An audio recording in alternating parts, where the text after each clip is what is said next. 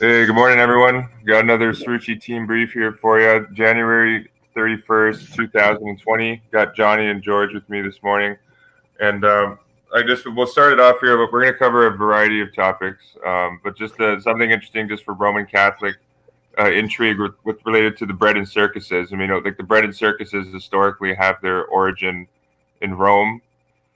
This is where that's the origin of the Colosseum and the massive stadiums we see today all across America, and the gladiator games. But for the two teams in the Super Bowl, you got the Kansas City Chiefs and the San Francisco 49ers, both of which are very Catholic organizations. And just an interesting, this pretty much happens every single Super Bowl. But if you look at the two teams that are in the final game, both cities usually have an SJ Jesuit school. For instance, Kansas City, you got Jesuit Rockhurst University right there in Kansas City, and then San Francisco, of course, you got the Jesuit University of San Francisco. But I just found that both of these teams have chaplains, and we found too, like when the Washington Nationals recently won the World Series, they had a Catholic chaplain on their roster as well, who traveled with the team to all the games.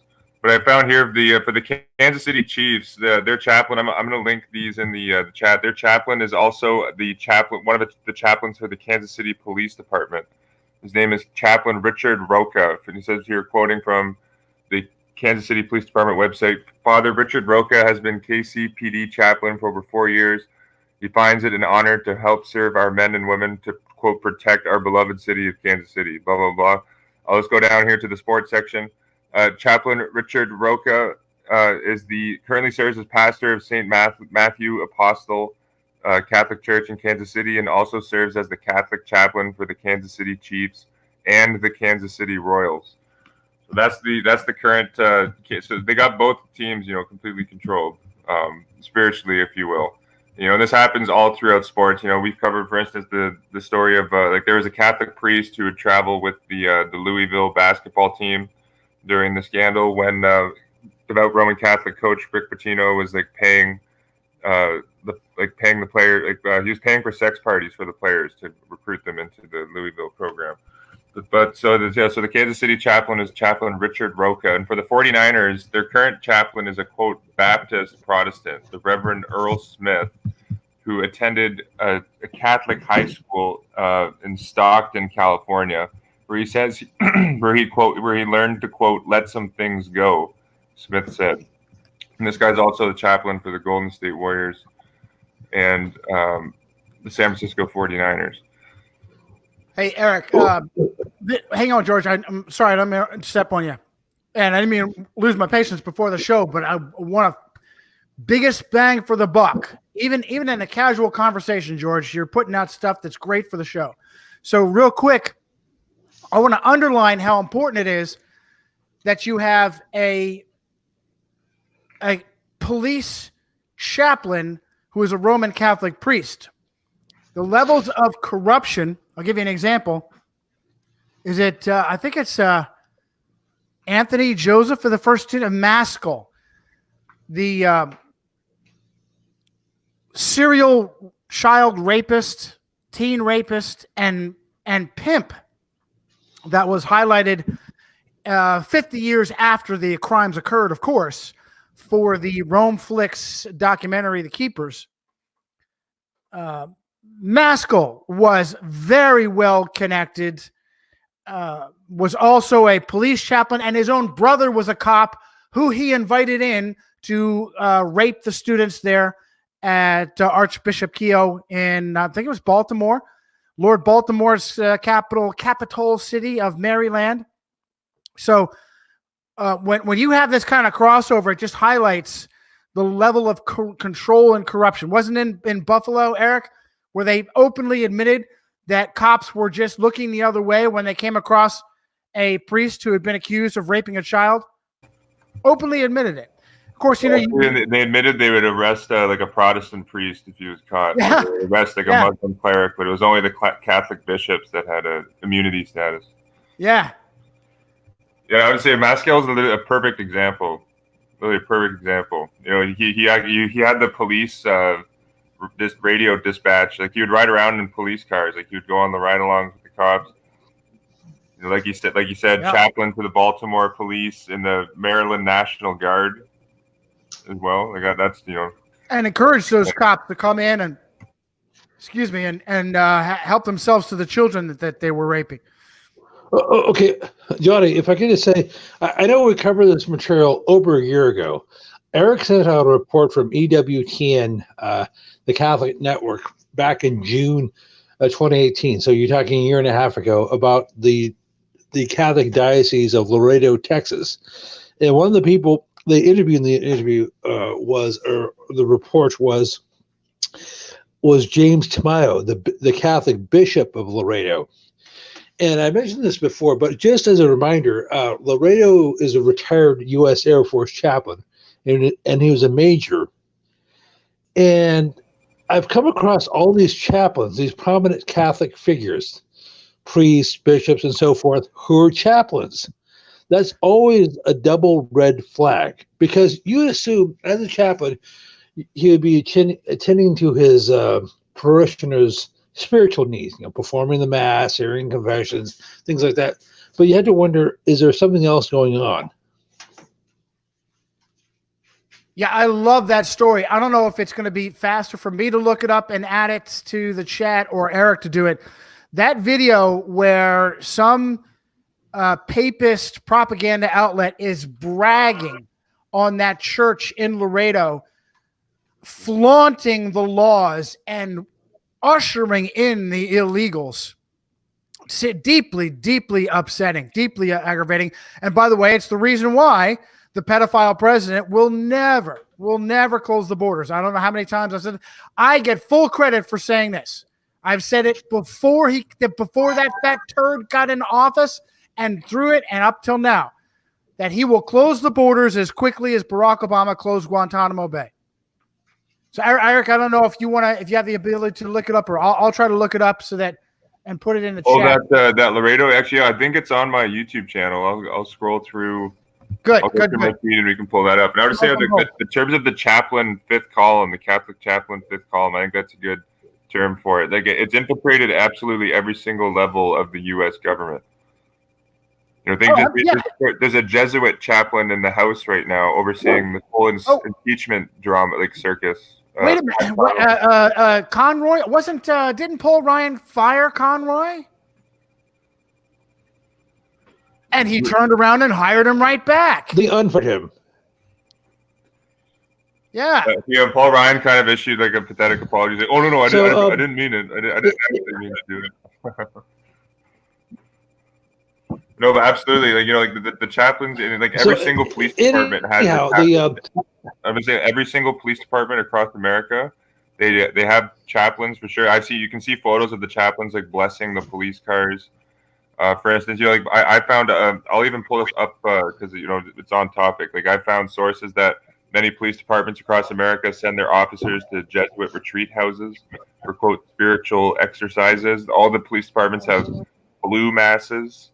Usually they have the blue mass on September 11th, which I think is to honor the Vatican involvement in September 11th. And also for them, it's it drums up a lot of the flag waving and kind of the mindless nationalism also that they promote at the blue masses. But people should look up photos of these blue masses. I'll even pull them up here later on the show. It's pretty in the open. Every single police department in America is having open services with the Roman Catholic Church. Think about military chaplains. The Catholic Church has a fifth column archdiocese in the United States military.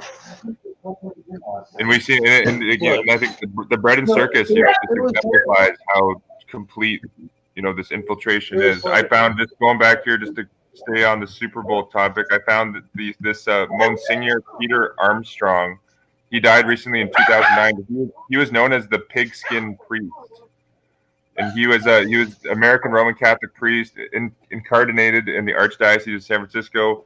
Monsignor Peter Armstrong served as the chaplain for the San Francisco 49ers for all 5 of their Super Bowl victories. Armstrong was named a Monsignor in the Catholic Church in 1966. This guy was actually really close to the mayor, George Moscone. We talked about Moscone was the Jesuit-trained mayor of San Francisco who was very involved with Jim Jones in the People's Temple cult. We've talked about before. There's lots of evidence out there that Jim Jones was, at least a covert CIA agent, and very possibly a secretly ordained Jesuit priest or lay Jesuit. But this Catholic priest, Monsignor Peter Armstrong, is reading right from the Wikipedia. From 1977 to at least 2001, Armstrong led Mass before every game the 49ers played. Armstrong flew on the corporate jet and sat in the owner's box for every game. This is the Catholic chaplain. That's pretty unprecedented power. I'll link this guy's link, and I know you've done you've done the research on this, George. If you want to go into this, we can. I know you found out the San Francisco 49ers ownership is very Jesuitical with the York family. Let me pull up those names here. They used to say the team with the most ex-Cubs is the one that loses the World Series. Well, it seems as if the team with the most Jesuits is the one that wins the World Series or any other sporting event. And I mentioned this to Johnny the other day. They used to say that if you don't know who won the World Series in a certain year, just say the Yankees, the New York Yankees, because the odds are you'll be correct. Now, you're talking about...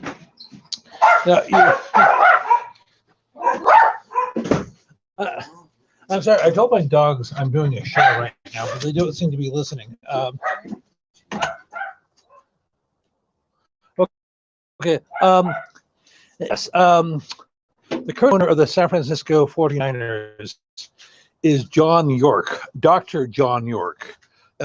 He went to medical school at Loyola Chicago. His wife is Denise DeBartolo, or the former Denise DeBartolo, the sister of Eddie DeBartolo, and the daughter of Edward DeBartolo. Both Edward and his son Edward Jr. Eddie went to Notre Dame University for their undergrad degree. Denise went to St. Mary's College in Indiana. Their son, the son of John and Denise, went to Notre Dame also. So you have 4 or 5 figures directly affiliated with the 49ers who went to Catholic institutions, or specific in John York's case, Loyola Chicago Medical School. Oh, but yeah, no, great information. And isn't the quarterback Jimmy Garoppolo like a former Catholic altar boy? Yeah, good little altar boy, little Jimmy Garoppolo. He was altar boy. Actually, and Joey Bosa, or no, not Joey Bosa, his brother.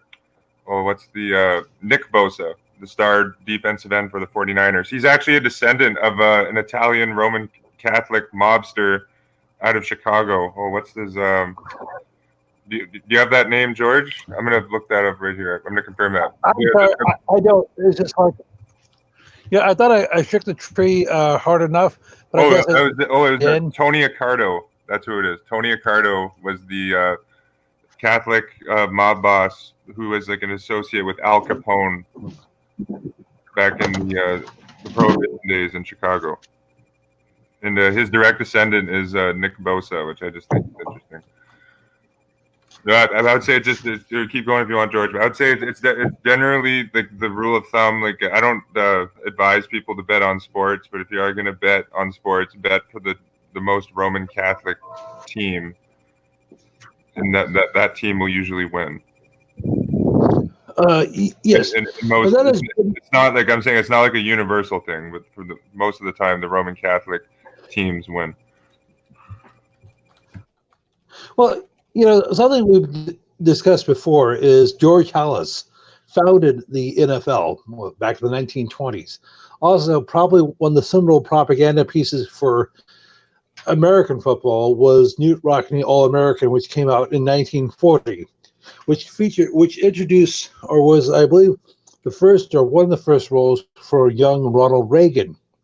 Now, something I forgot to mention about the movie Knute Rockne All-American, which starred Pat O'Brien, devout Irish Roman Catholic, Jesuitically trained. He went to Marquette University and Marquette Preparatory School in Milwaukee. The producer of the film, Knute Rockne, was Lloyd Bacon, who went to University of Santa Clara.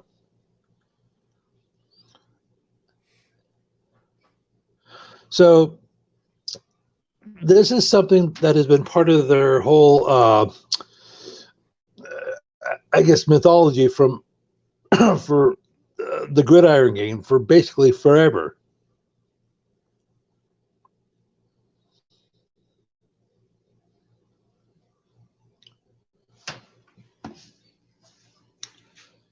Obviously, I thought I had the article up here that Johnny found from the Chicago Sun-Times of George Papa Bear Hollis working for the FBI. I can dig it up. Which, yeah, I can pull that up here. No, keep going if you want, George. Just great information with this Lloyd Bacon figure. Intriguing stuff. So, Newt Rockne came out, 80 years ago, and it's just like something that Eric had mentioned before, that during the 1930s you had the introduction of the Hollywood Production Code. So in that era, the 1930s and 40s, you had all these Catholic propaganda films. Besides the aforementioned Newt Rockne, you had Boys Town. Later on, you had a couple of Bing Crosby films, Going My Way, The Bells of St. Mary's, on and on and on. I mean, you had a whole bunch of gangster films, but whenever the bad guy was going to be taken to the gas chamber, he invariably walked down the aisle with the Catholic priest arm in arm.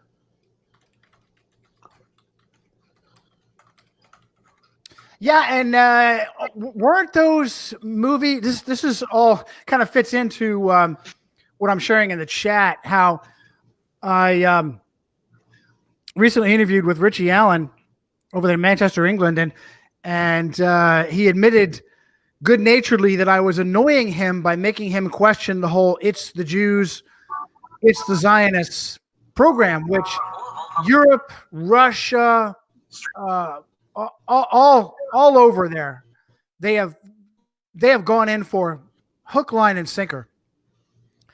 And wasn't, don't you have companies like MGM with Samuel Goldfish, who later renamed himself to Samuel Goldfish, who renamed himself to Samuel Goldwyn? Aren't these Metro-Goldwyn-Mayer, aren't these companies owned and run by Jews? And yet they're trying so hard to promote Catholic institutions of sex trafficking like Boys Town and blowing up papists like Newt Rockne. And by the way, wasn't it Alberto who said that this was where Ronald Reagan, and doing his research as an actor, this is where he was introduced, starting his pipeline directly to Rome? According to Alberto. You got me. Yeah. Sorry, keep going there. Okay, according to Alberto, that was when Rome first reached out to Ronald Reagan, and he said, "Oh no, thanks, I'm not interested." And that could have been just simply, maybe that was the case. He simply wasn't. But they were grooming him for elected office decades before he got into politics. Before he became the U.S. president 40 years ago, or almost 40 years ago, 1981, he was the governor of California from 1967 to 1975. So he had a decent acting career. He was like a B-rate actor, but it doesn't really matter. And of course, he was probably a better actor than, say, Donald Trump. Yeah. I think they're both really good actors, to be honest. I think Trump's playing his role very effectively in terms of dividing America and coming across as like this big, big bad nationalist, anti-immigrant, like the racist stereotypes that he's pushing off. I think he's being very effective with it.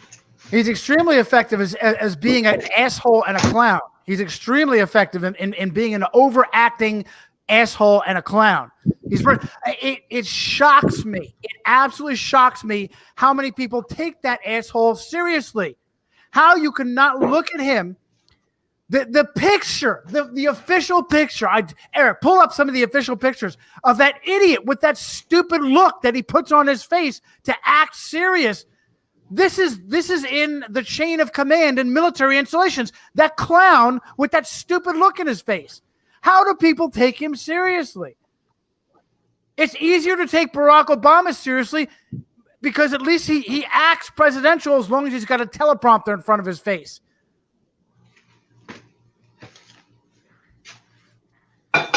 It's embarrassing. It's absolutely embarrassing. And it proves we're right. They are puppets. And the reason why they're puppets is because they're completely blackmailed with some kind of really, really evil shit. There's credible evidence that clown has had, may even continue to have sex with his daughter, Ivanka. Just go into Googlekin, go into Googlekin, born on the same day as the Jesuits, September 27th, and look up Donald Trump, Ivanka Trump, inappropriate. You'll come up with audio, with pictures, with video, deeply disturbing. Deeply disturbing.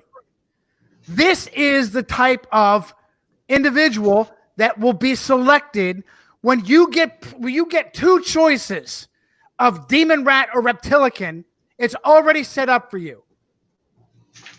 Win-win for Rome, no matter what happens. Now here I am. I just smacked down Jeremy and said we're staying on sports, and I roll into politics. Jeremy, you were right to sidetrack me into politics. I'm just trying to prove the point, however, that if you get to this level, you are controlled. Anybody that pushes the idea, especially these conservators, from Michael Voris, a church militant, to Alex Jones, whose real name is Bill Hicks, pushing the idea that clown is a legitimate, serious outsider.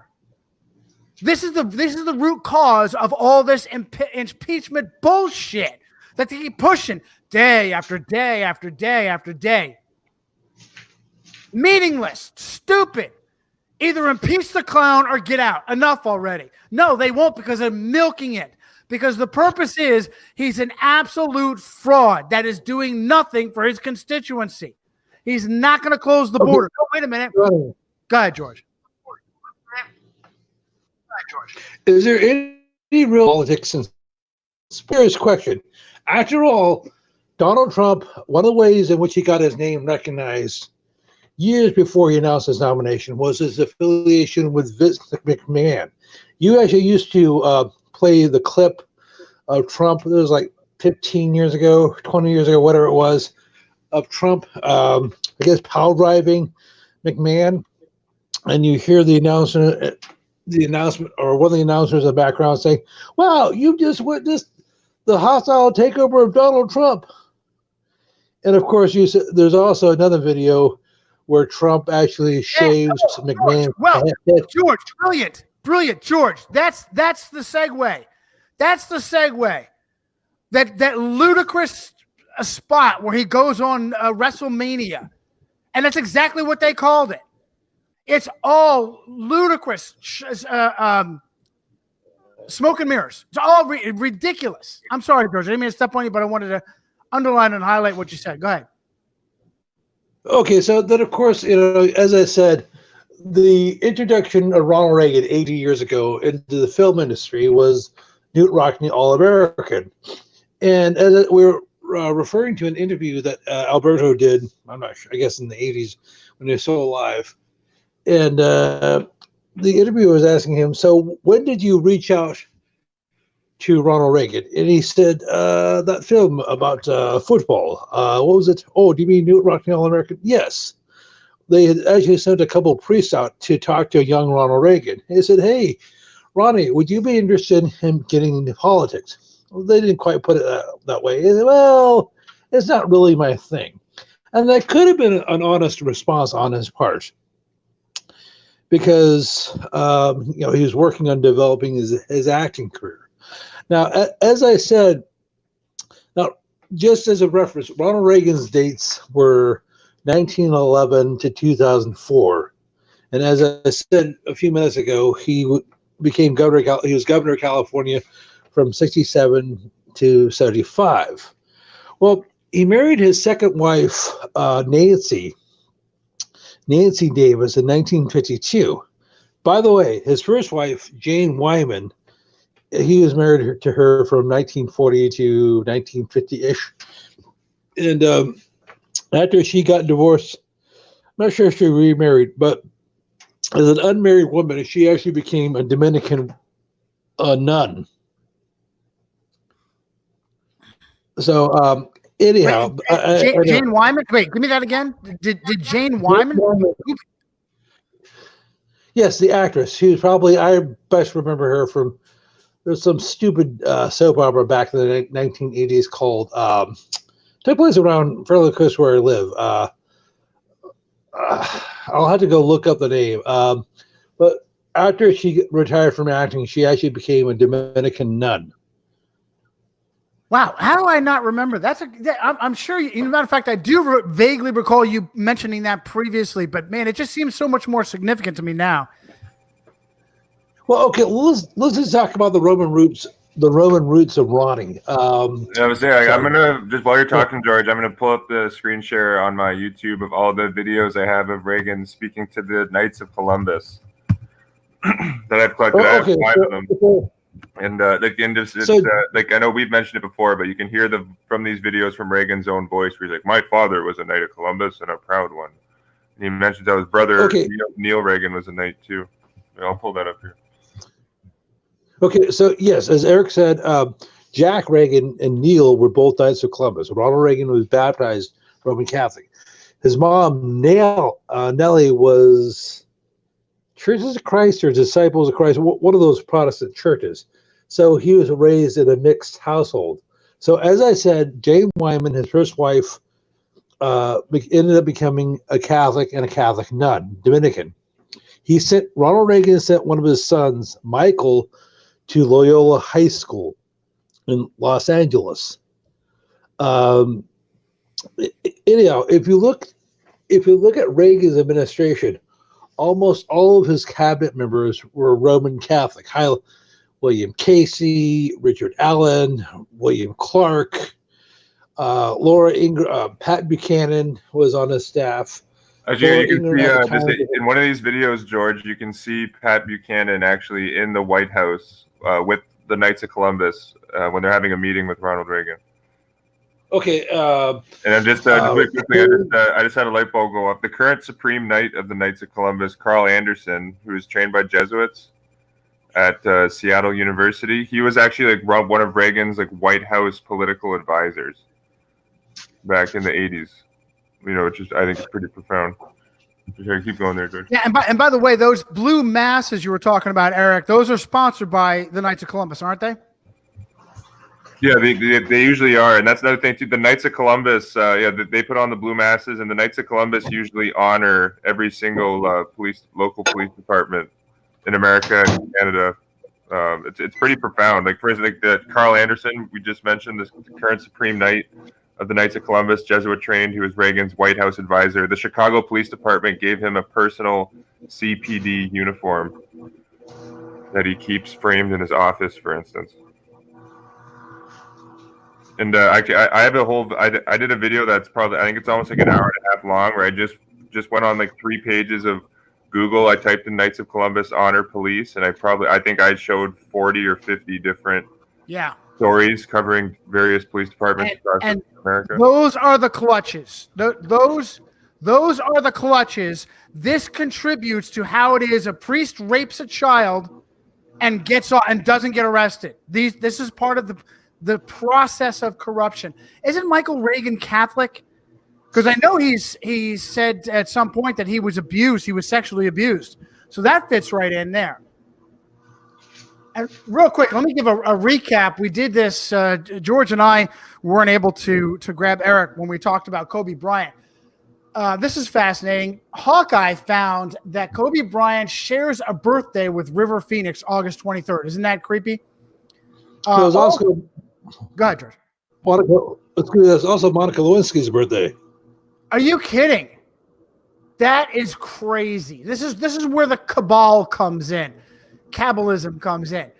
One of the passengers was John Altobelli, who is like a Houston, Texas baseball player, but a Rudy Altobelli was a Hollywood talent manager, not Jewish, by the way, Italian Roman Catholic.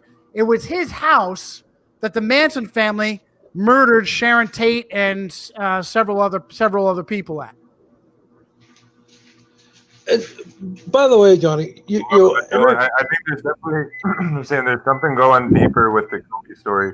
I even found recently there was a cartoon in 2017, I think called The Legends of Wilt Chamberlain on Comedy Central, and it predictively programs that Kobe's going to die in a helicopter crash. You can actually see, like in the cartoon, Kobe he's in a helicopter and it's crashed, and he's like, kind of slowly dying. Intriguing stuff. Yeah, we have that. We have that right around the Grammys too. There's all sorts of like occultic black magic stuff that goes on in Hollywood with the Grammys and the Oscars and all these. They're essentially rituals in themselves. All these award ceremonies. Absolutely, and even if there's nothing going on, even if there's that he wasn't murdered, even if it was a legitimate accident, they're still playing this up. It's all over conservatard media that him and his daughter Gigi went to mass before the accident. All over conservatard. And by the way, how much of that conservatard media is secretly Roman Catholic, like the Blaze?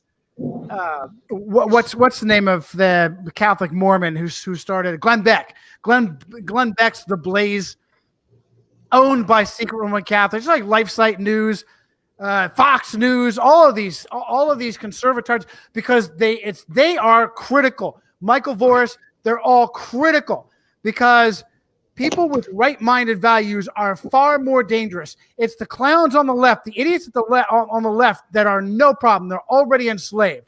Whatever feels good to them, fascism, whatever, a more sex, perverse, deviant, whatever feels good to them, they're all in. Bigger government, take the guns away. It's the independents on the right with the right-minded value. They're more dangerous, so you got to keep them spun up and pointed in the wrong direction. To me, Johnny, well, I don't believe in reincarnation, but if I did, I would have to say that Michael Voris is the reincarnation of Joe McCarthy. Because now I realize there are obvious differences because McCarthy was a political figure and Voris is a media figure. However, they're similar. They're both were famous for attacking institutions. Voris, the Catholic Church, or the current Catholic Church, and McCarthy, the U.S. government, specifically the State Department. And if you remember, well, I realize we weren't alive, but McCarthy attacked the U.S. government because he said it had been infiltrated no later than the 1930s by communists and sodomites, homosexuals. Voris said the Catholic Church has been infiltrated by communists and homosexuals. And now what they do, they played a similar game about 15, 20 years ago during the first wave of the sex abuse scandals. Conservative traditional Catholics like Pat Buchanan and Donahue would say, oh, no, the Catholic Church was pristine until the 1960s. Then that's when you had all these miscreants infiltrated the church.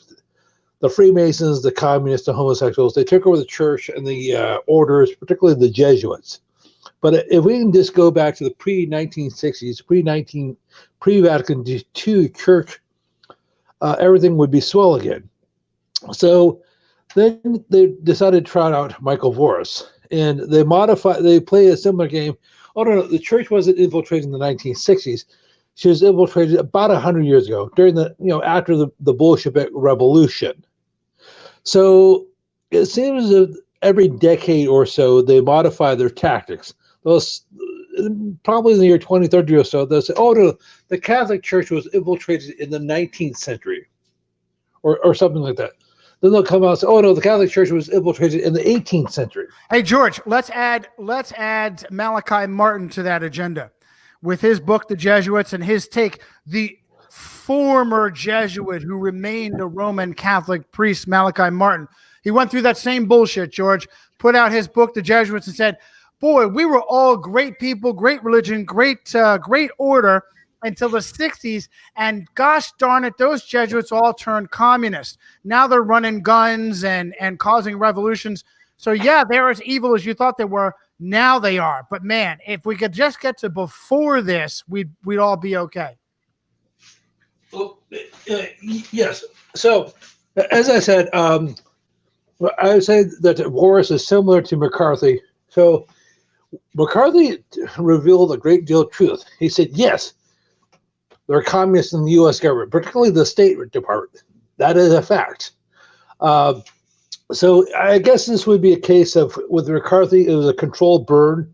You had to release the truth, but you had to funnel it. Absolutely, absolutely. And then you discredit the voice. You're throwing at me all of these names and feminism that were actual covert agents of the fucking Soviet Union. Molly Gard and who was that Trudy something or other, this Eleanor Roosevelt's good buddy. Okay, are you sure it was me? I mean, because I'm sorry, I sent out so many emails. It's really hard to keep them straight. You need to grab your own emails. Well, Didn't you send me a link? Once again, all you did was send the Vatipedia link on some female that was the confidant of Eleanor Roosevelt, who was actually an agent of the Soviet Union. Okay, let me go look that up. Just give me a second. You don't even remember that?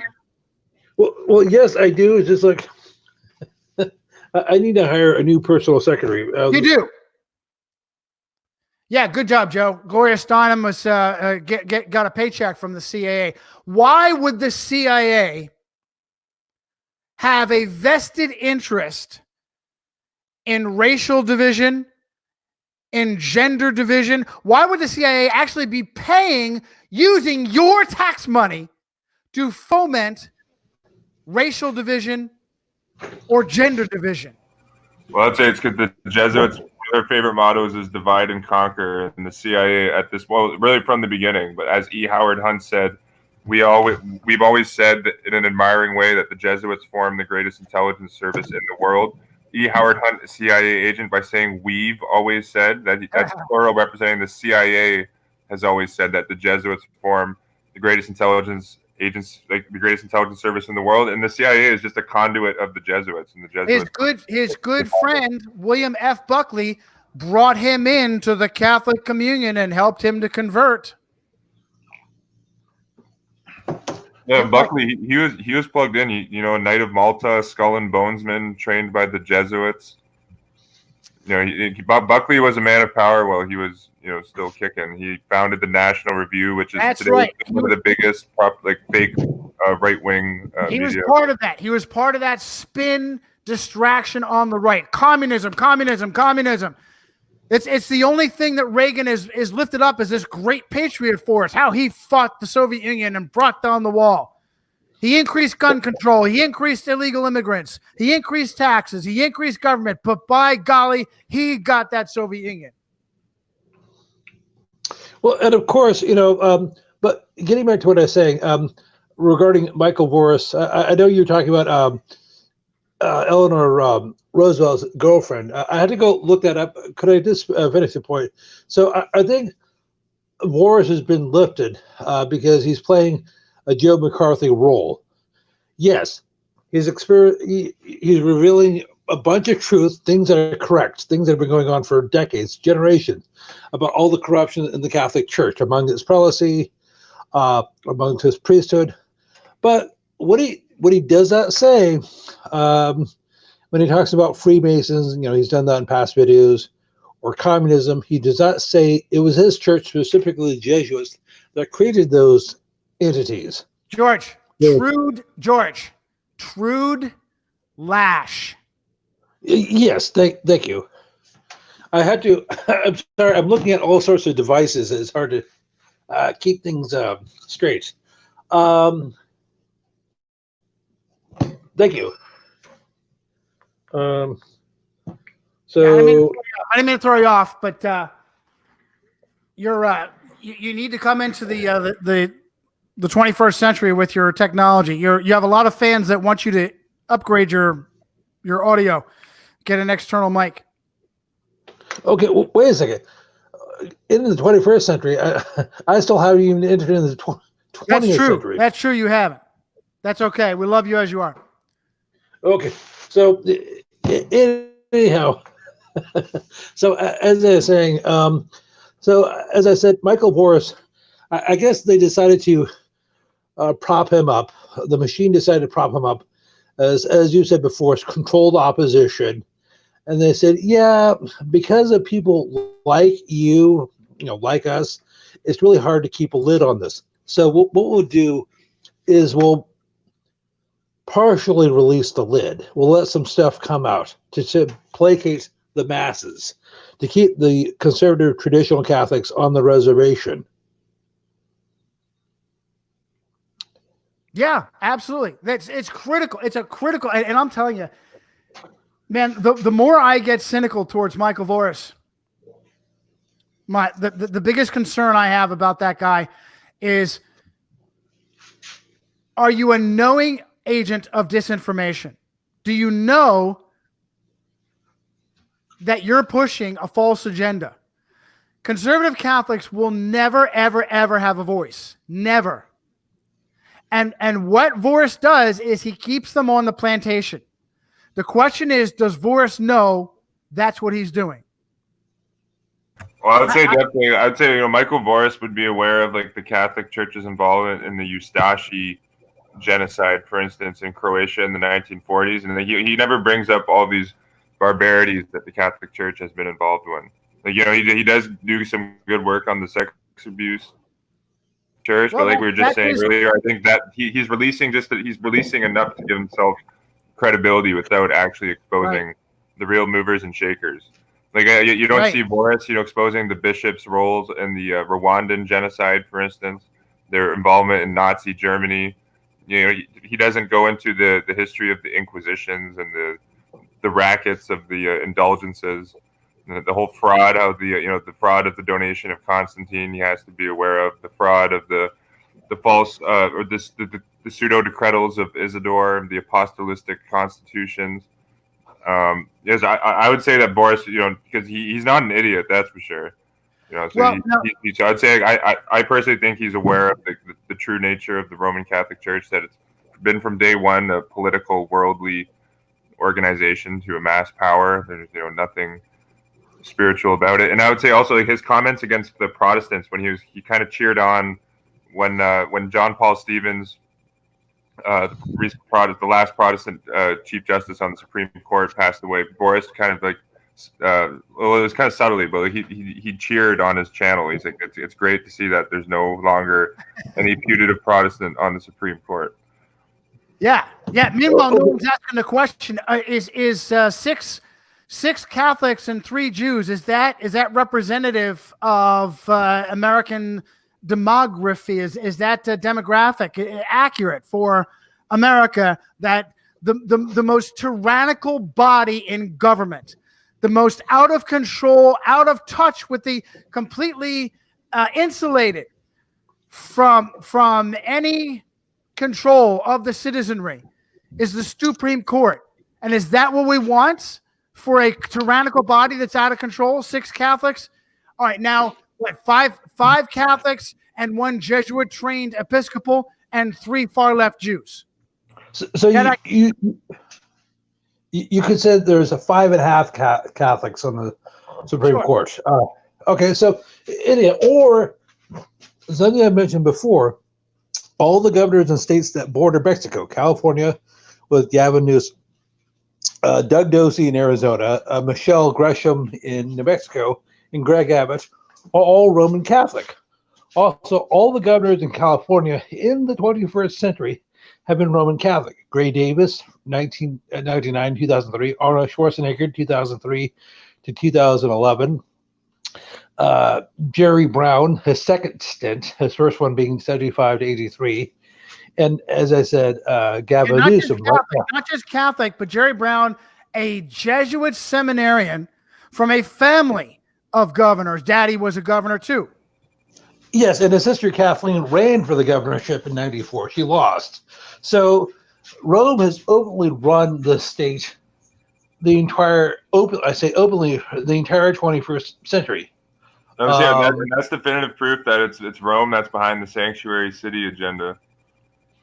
The only other state in America that's a sanctuary state, Massachusetts, had a Jesuit-trained governor, Dan Malloy, when they became a sanctuary state. I believe. Sorry, Eric. I believe that was Connecticut. Oh, Connecticut. Yeah, Connecticut. Yeah, sorry. It was Connecticut, not Massachusetts. Connecticut. No, you're right. Okay. I will say that there was a certain school shooting that took place during his watch. I won't say which one it was. Yeah. I think we can say Sandy Hoax. I'm not sure. Never heard of it. Yes, good. Yeah, we have to be careful there. We get hammered. That's the third rail on You Screwed is to how do you put those manipulated tragedies, George? What do you call them? Well, a couple of things: foxtrot, or a specious ensign. Sure, a specious ensign. Okay.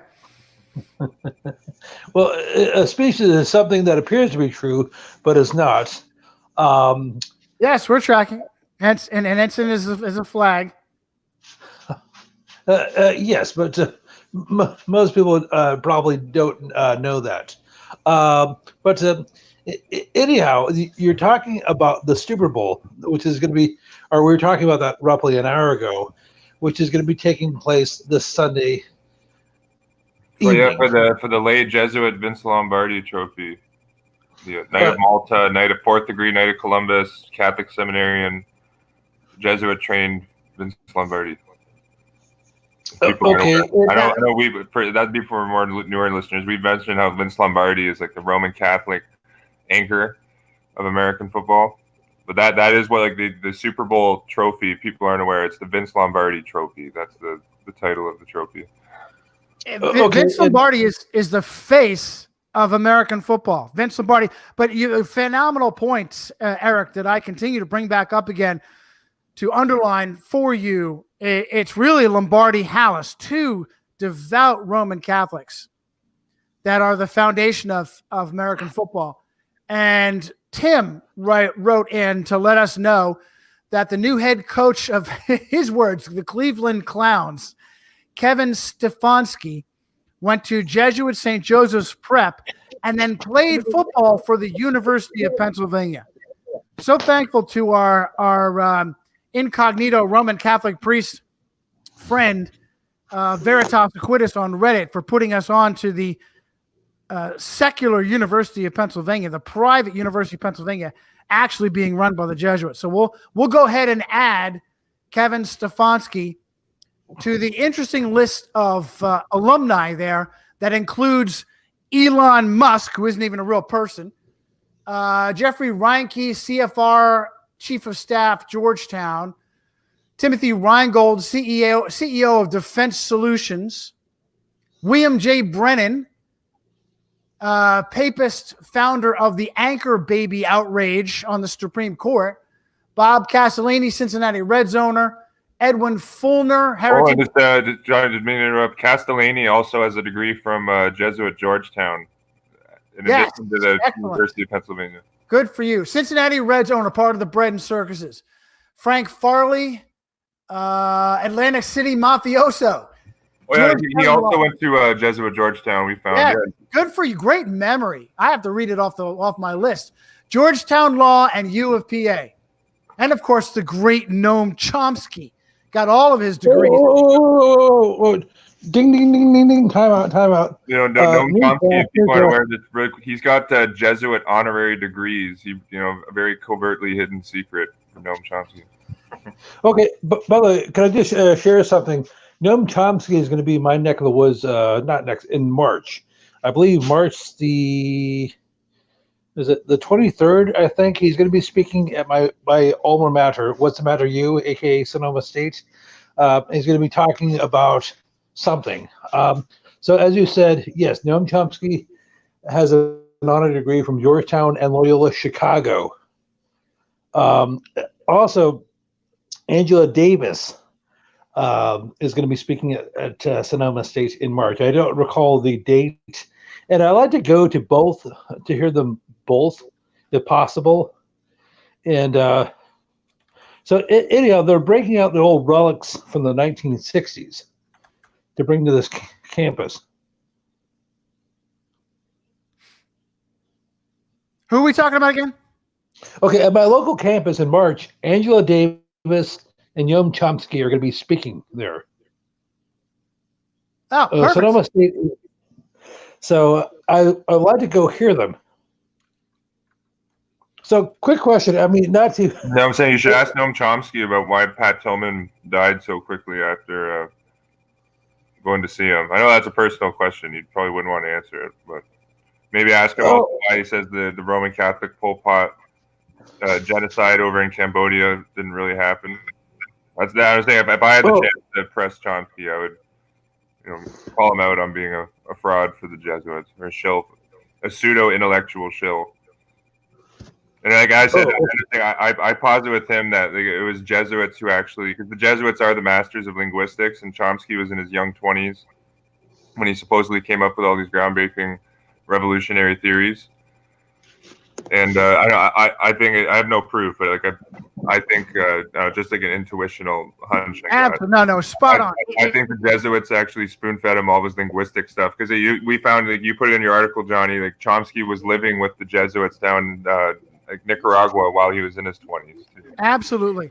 You know what this reminds me of, Eric? It was your intuition that put me onto Chomsky to dig deeper and look deeper. This reminds me, George, I'm sure you know this. Will remember this. The TV miniseries based on the book. The book, either the book or the TV miniseries Shogun, with written by James Clavell, starring homosexual Richard Chamberlain. And it really did highlight the Jesuits as linguistic masters.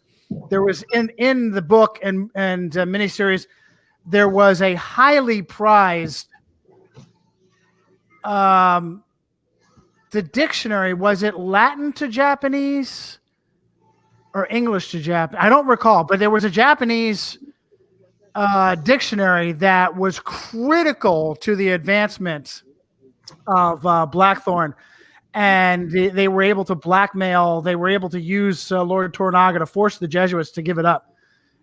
Is a key point in the story. George, you remember the book and the TV miniseries?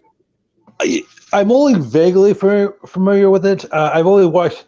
I mean, the series is so long; it's hard to plod through, and I really wish I can give you an adequate answer. However, I will make a general comment regarding languages.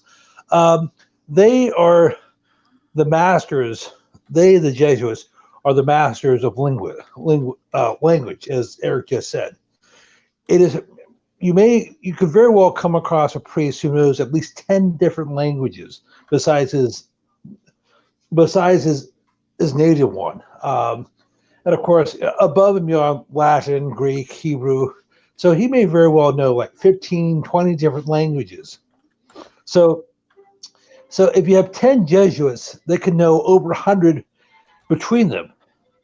Of course, I showed a clip. I forgot the name of him, but there was somebody who's I sent out a video in December, and there was somebody who was talking at Georgetown last year, and he was talking about the history of diplomacy.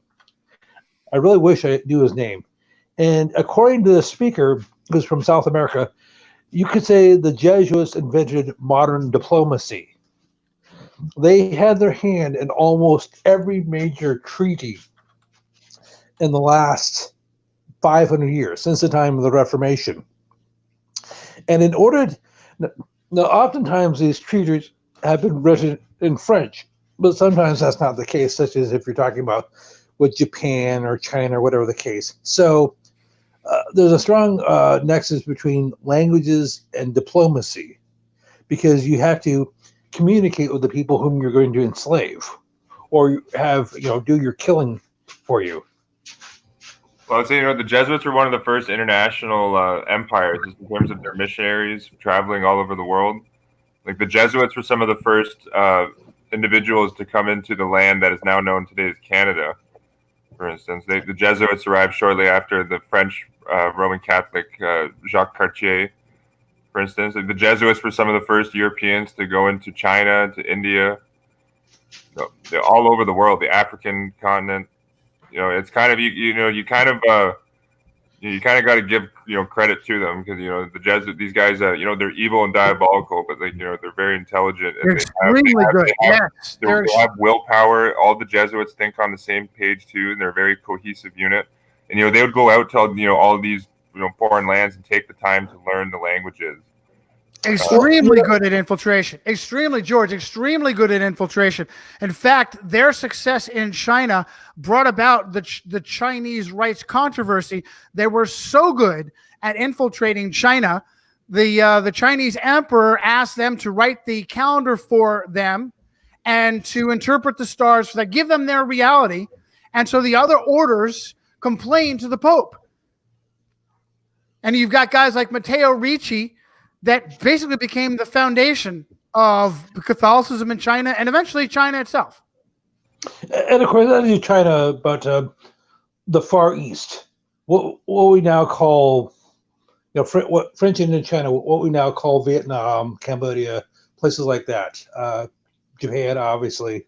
And I'm sorry for not getting back to you sooner, and I'm sorry for not addressing this whole woman, Trudy Lesh, but there are some pertinent things I need to mention to you. Her dates were, okay, what were her dates? She died, yes, she lived from 1908 to 2004. As you said, she was Eleanor Roosevelt's, quote, friend, end quote. Nudge, nudge, wink, wink. Anyhow, she attended both University of Heidelberg, and Freiburg, both of which are run by the Jesuits.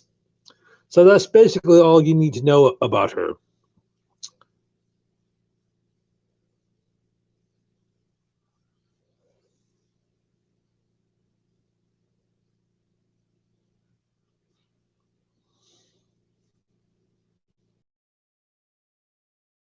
Oh, it looks like George muted. My mic was muted there. It looks like George lagged out. He'll be back in here shortly.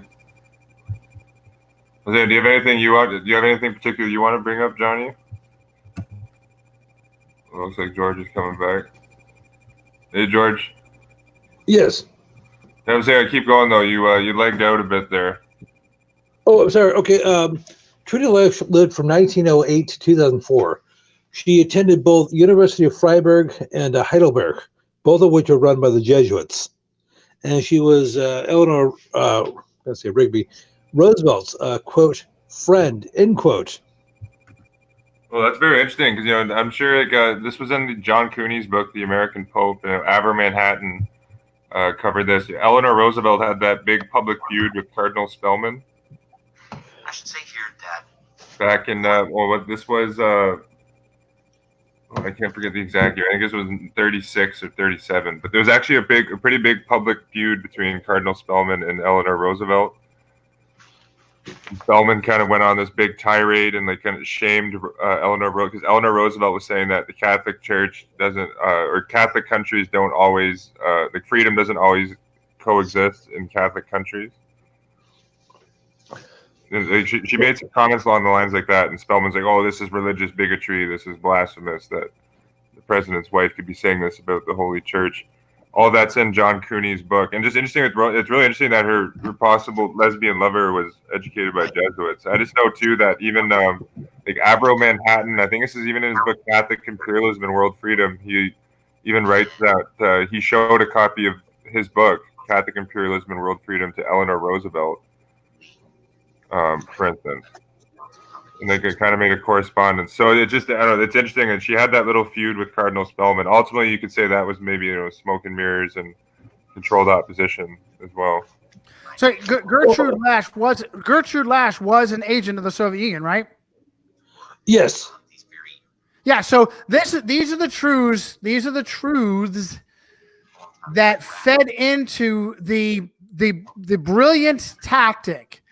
And we've pointed out before that Edmund Walsh, S.J., one of the most powerful Jesuit priests of his era, perhaps one of the most powerful ever, was behind spinning up that drunken clown, Joseph McCarthy, handing him the truth of the thorough infiltration of the United States. Now, the United States had to be thoroughly infiltrated by Soviets because Roman Catholic communism was a destructive force, is a destructive force, was a destructive force in the Soviet Union, and left to its own designs would naturally implode, destroys creativity, destroys the entire nation.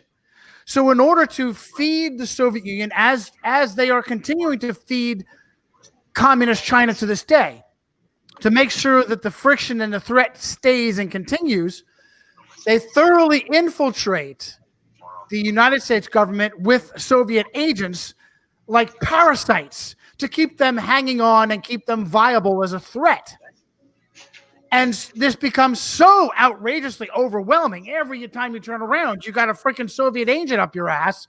Well, you release a discredited clown like Joe McCarthy, a good Roman Catholic patriot, to make an asshole out of himself and diffuse the entire idea.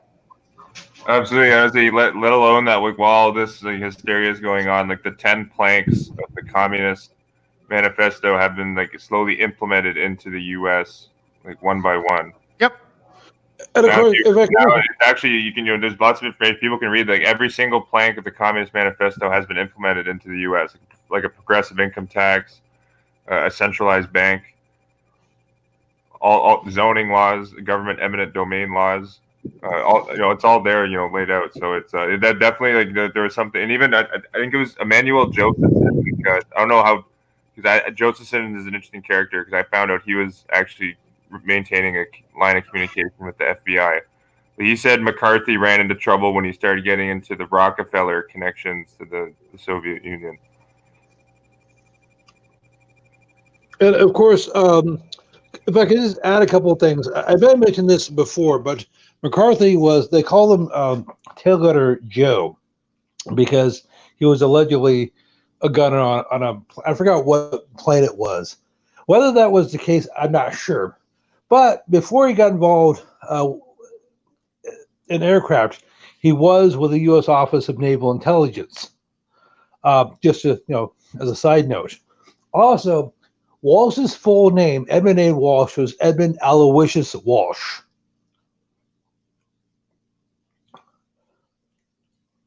So it seems. George, do you want to recall how Dwight David Eisenhower gushed all over Walsh's funeral?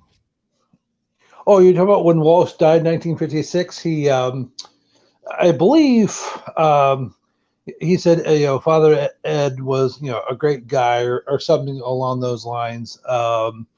He was like a father to me or something along those lines. The father was a father. Yes. Yeah, he blew up Edmund Walsh again on October 13th, 1958. I have the quotes up here on my screen share.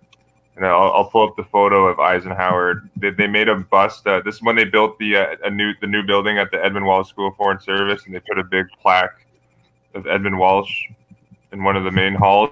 And you can see a photo of Eisenhower with Walsh giving a speech. Like Walsh in plaque form is beside Eisenhower while he's giving a speech.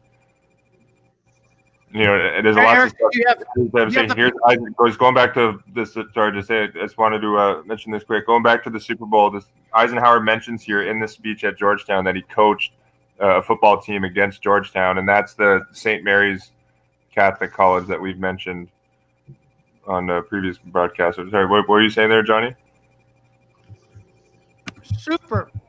Super fine. Yeah, you have the picture of Walsh and MacArthur in Tokyo? Oh, yeah, we'll pull that up, too. So I'll get that up right here. Here's that one of Eisenhower I mentioned speaking at Georgetown. And there's the bust here on the left. That's Edmund Walsh where my mouse is.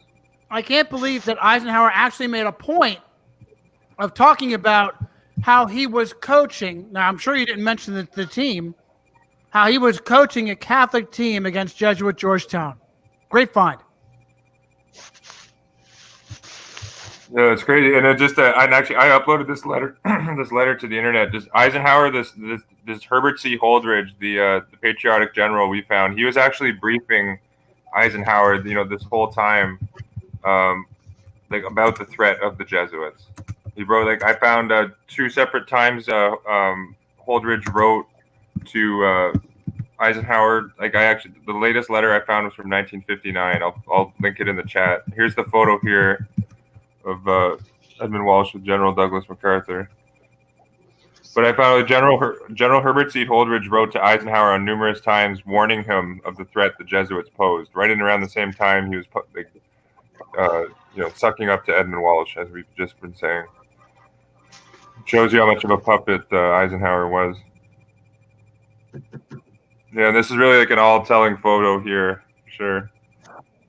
You can tell just by looking at this that Jesuits yield lots of power. This was right around too, and they were drafting the Japanese Constitution, essentially rebuilding the government. Yeah, huge. This is the rebuilding of destroyed Japan. Nagasaki. Nagasaki was the last city that the Jesuits saw in the 1600s when they were kicked out of Japan forcibly for trying to overturn for being insurgents like they were. And they used their puppets, the sword arm of Romerica, to chop off the head of the country that pissed them off. Rome never forgets. You ever hear that before? I was mimicking when I said Nagasaki. I was mimicking the Italian Roman Catholic movie great Scorsese and his ode to the Jesuits, his 2016 ode to the Jesuits, Silence. We're supposed to and he had the balls, he had the nerve to take the evil Japanese bad guy and call him an inquisitor. Are you fucking kidding me? Pure gaslighting. Actually, that reminds me. Absolutely. That's Jesuitical gaslighting at its finest, there, Johnny. With calling the Japanese the inquisitors with the situation in Japan. And just recently, I watched the Robert Redford movie on the Lincoln assassination. Well, what was the name of that movie? It came out in 2010. It's the only Hollywood movie I've ever seen that cover. They actually cover the trial of Mary Surratt, John Surratt, John Wilkes Booth. The chase of John Wilkes Booth. The more focuses on Mary Surratt. But in the Robert Redford movie, the name will come to me in a minute here. In that movie, there's a scene where Mary Surratt is on trial, and her lawyer is saying that this inquiry by the United States government into who killed Abraham Lincoln reeks of an inquisition. They use the Inquisition term, literally inverting reality when it was the Roman Catholic Inquisition that took out Abraham Lincoln. Brilliant. Well, that is Jesuitical Hollywood, and Ignatius Loyola famously said that if we say white is black, then it is so, and let it be. I'm paraphrasing, but he had that famous quote where he's like, "We're gonna, if the church declares that white is black, then white is black."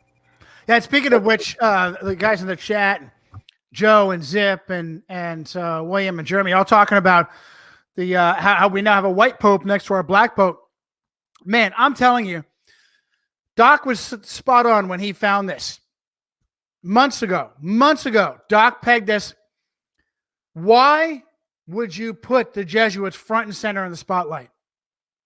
You've got all your power in behind the scenes. There's no reason to take a Jesuit and push him up in the spotlight as the white pope, unless he's a fall guy. You now have Michael Voris, and Michael Voris won't say the word Jesuit, but they're pointing fingers at this guy. Oh, this guy is he's a communist. He's far left. He's pro-abortion. He's doing his best to cover for the pedophiles. Well, also, he is a Freemason and a war criminal. Well, now, George, be careful. You have reason to believe he's a Freemason, And the reason would be what? The picture that he took in Buenos Aires where he stuck his hand in his coat? Well, I realize He's his also. hand- Oh, sorry, just really quick here. He's met with. I know I've seen an article where he met with like the executive leadership of the Argentine Freemasonry like council or something like that. There was a high-profile meeting between Bergoglio and Freemasons down in Argentina. I'm pretty sure you can. I'll find the article and link that. Good. And he is a war criminal. He absolutely did aid and abet the. Now, which is he, George? Is he a fascist or an anti-communist or a communist? It seems to have kind of been all over the place. He's committing crimes against the left, and yet now he's pushing a hard left agenda. Which is it, George? What do you think? The answer is yes.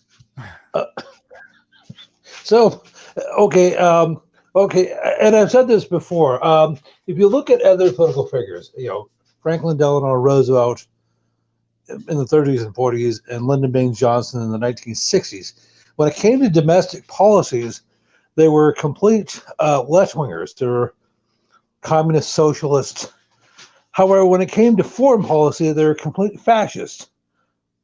Vis-a-vis with Roosevelt, the second Roosevelt, World War II, aka the final phase of the second 30 Years' War.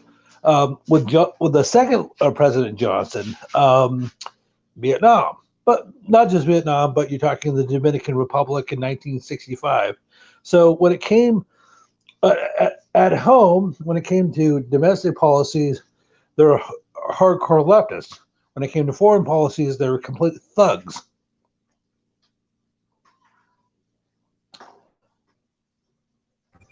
Both sides? The Jesuits played both sides against the middle. There was a Hegelian dialectic. So anyhow, I didn't. You're talking about Jorge Bergoglio, aka Pope Francis. When he was elevated to the pontificate back in 2013, almost 7 years ago, the perception is he was like the hippy dippy lovey dovey tree hugging Pope, whereas that completely belies his reputation for what he did 30, 40 years previously. He was a complete tyrant. The Argentinian Dirty War took place between 1976 and 83, for those who don't know. And the two main architects were known as the two Jorges, the aforementioned Bergoglio, who is now Pope Francis, and Generalissimo Velveeta. And there are other figures involved, but there were those. It was a similar situation as happened in Yugoslavia. Bergoglio was the spiritual. Wait, George, do they actually give Bergoglio credit as being an architect, one of the architects of the Dirty War? I did. I made that decision because there's all sorts of documents implicating him that. George, maybe in the same way, George, that Peter Hans Kolvenbach there in Lebanon was one of the architects of the War on Terror, huh? Yes. Now, and Pedro Arrupe was the architect of the destruction of Japan. This is how you get advancement. This is how you rise when you are a mass murdering monster. This is how you rise to become superior general or white pope.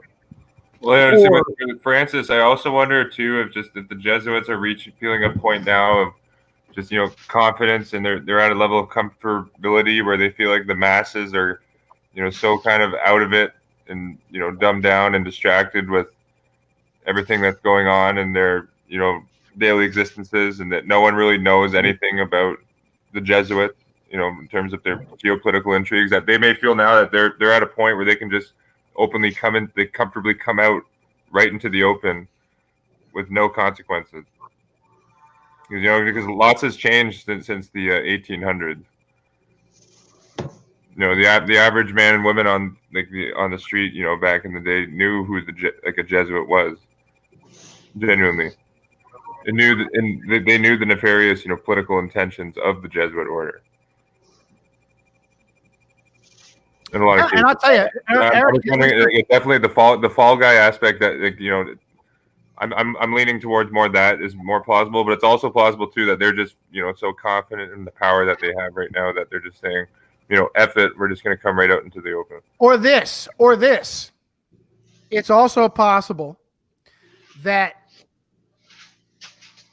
despite all of their advantages, their algorithms, their direct connection to Satan, all of their advantages that give them heads up on future events, they suddenly realized their timetable was off and they're being forced to kick shit into high gear.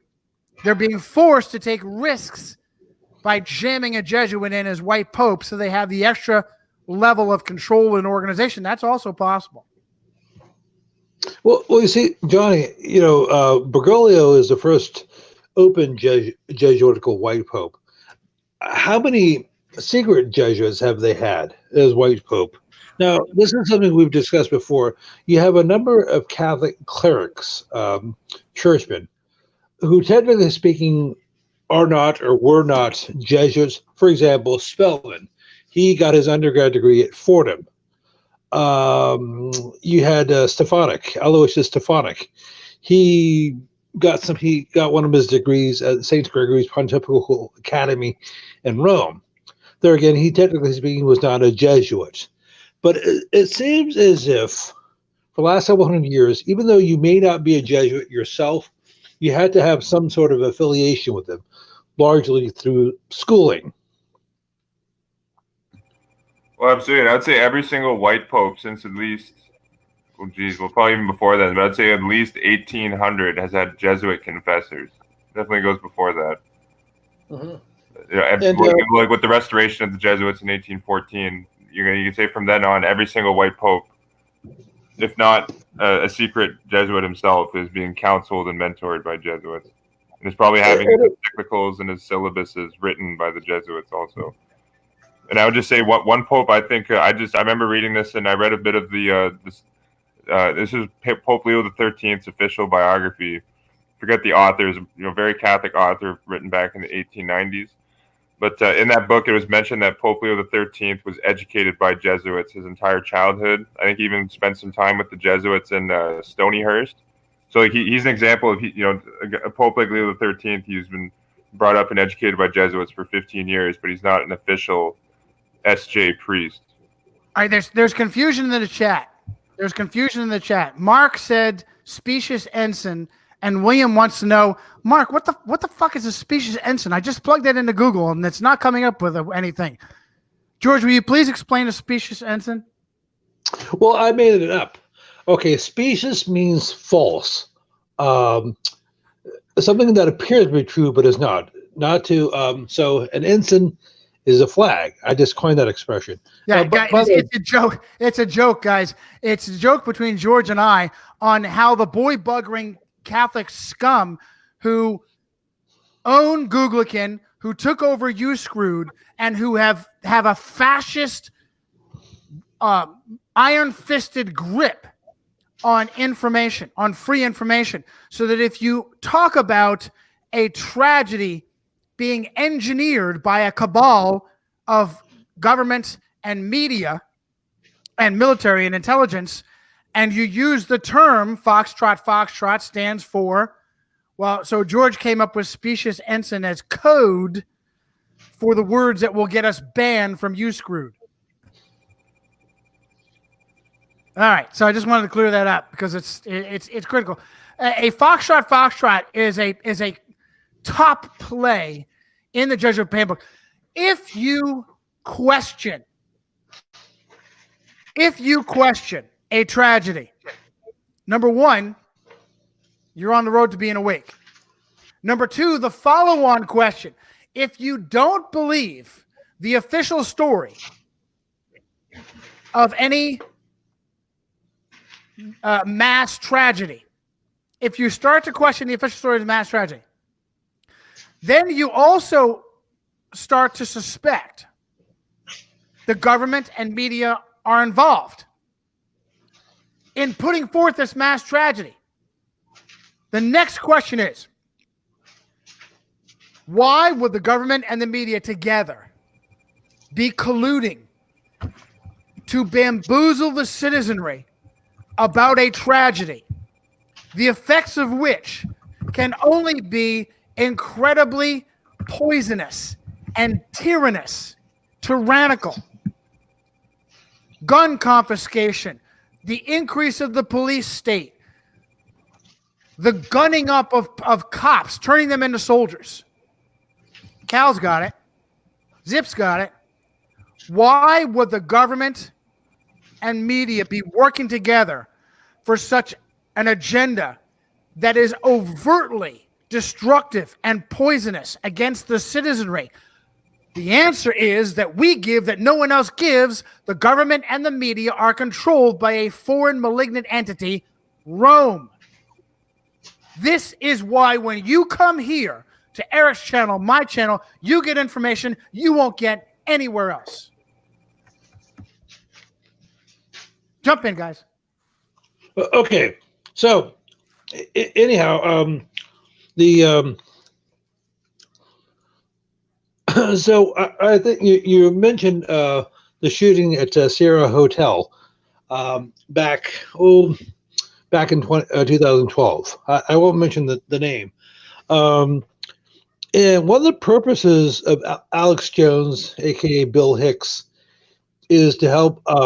He knew that people were questioning these events, and he had to get in front of it and say, do the ridiculous, and say it didn't happen. And yes, there have been others besides Hicks/Jones.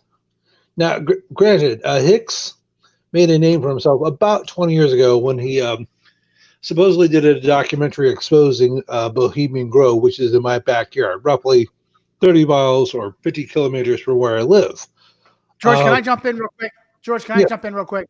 This documentary has, in hindsight, many people are asking questions, valid questions. How is it possible? This has got to be one of the most secure locations anywhere. This has got to be one of the most well-kept secrets anywhere. Do you think that it's possible for a nobody appearing in 93, right as Bill Hicks died? Right after Bill Hicks died, you've got this no-name reporter popping up out of nowhere to report on some of what happened to Bohemian Grove. He won't report on the statue of St. John Nepomuk with his finger on his lips as you walk into Bohemian Grove. He won't report on, through to this very day, the fact that Bohemian Grove is kept by a secret Roman Catholic order. Right? He won't report on any of that. He won't report on, and when he shows his video, the Knights of Hubertus, by the way, when he shows his video, he leads you to believe that it's a play, that babies and infants, they're not really murdered for Satan at Bohemian Grove. It's all a play. He doesn't mention that some of the entertainment is, this is what I've been rumored, this is what I've heard secondhand from supposed victims of child abuse, ritual abuse. Some of the entertainment could be something like Billy Ray Cyrus having sex with his daughter, Miley Cyrus. That's some of the entertainment there you could see. Never heard that from Alex Jones, Bill Hicks. I contend that Bill Hicks was an invitee at Bohemian Grove. And this is where they hatched this plan. Obviously, Bill had plateaued. He wasn't going to get any bigger. And they put it out to him. The Catholic Intelligence Agency put out to him, hey, man, you want to get far bigger than you ever thought you could by playing a role? You're going to play the ultimate role. You're going to be so serious about this, there are going to be some surgeries involved. Some surgery to minorly alter your looks and your voice. This is why when we talk about Alex Jones as Bill Hicks, we get into the circumstantial details, the names, places, and dates. We go well past the Russian vid stupid of, hey, they look alike. Yeah, they look alike, but they're not spitting image of each other. We get into the details of San Antonio and how Bill Hicks is supposedly buried on his mom's farm, and you're not allowed to see the body. how they work for how they're managed by Kevin Booth. The same person managed both people. You kidding me? It's been admitted in court documents too that Alex Jones is just like a fictional personality. Excellent. Yes, it's part of the divorce, right? Yeah, during the divorce case. I even found that in a Time magazine article. Just read some of the quotes from the court papers. Jones' lawyers were pleading that Alex Jones is just a legal persona, like a fictional persona, doesn't actually exist. And you see, like with Hicks and Jones, like there's definitely some there's some serious connections going on. And all you have to do, we've covered a lot more than just this, but see how actively he was campaigning for Donald Trump. Just recently in 2016, Alex Jones, Bill Hicks was one of Donald Trump's biggest campaign supporters. Jesuit trained at Fordham, Donald Trump. Literally, he was one of the most vocal, like MAGA, Make America Great Again type of guys. Which if he really is, speaking truth to power, like why is he, propping up a billionaire, corrupt, deviant guy like Donald Trump with the, Jesuit education? Okay. And also Alex Jones, we've covered it here, but like he just all the information is out there. Like he knows about the Jesuitical fifth column infiltration into all the government posts. Like he knows about like how like Donald Trump has nominated like 60 Jesuit alumni into his cabinet alone. He knows that he knows that Obama did the exact same thing. George Bush, the exact same thing. If you go through all the appointments, you see Georgetown, Fordham, Boston College, Santa Clara. It's all over the place. Jones definitely knows this. Of course. By the way, if I could just chime in something on a personal note, I was talking to somebody recently, and whom I consider a friend. I'll call him Fred. That's not his real name.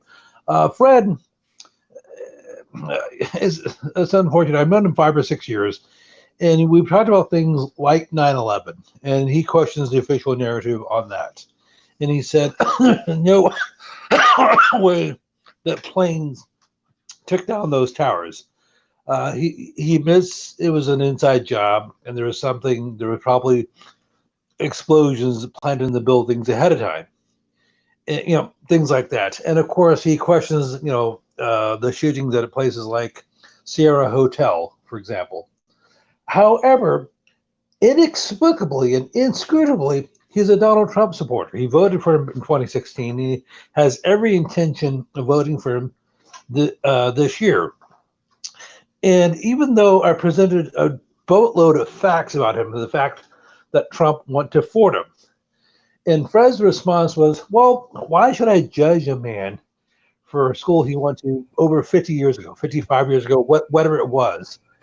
And I said, well, okay, it's possible you can give him a pass because his dad probably paid for it. Donald Trump spent a couple of years at Fordham, then he pulled the old switcheroo. He actually got it from the University of Pennsylvania. Now, Donald Trump's father, Fred Trump, could have sent him anywhere in the world. Harvard, Stanford, Yale, Oxford, Cambridge, you name it.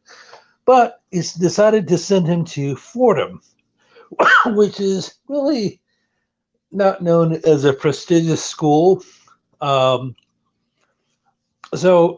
it's possible you George, this begs that, look, we've had to re-hit this repeatedly. We have to make this clear. We've had to make this clear more than once.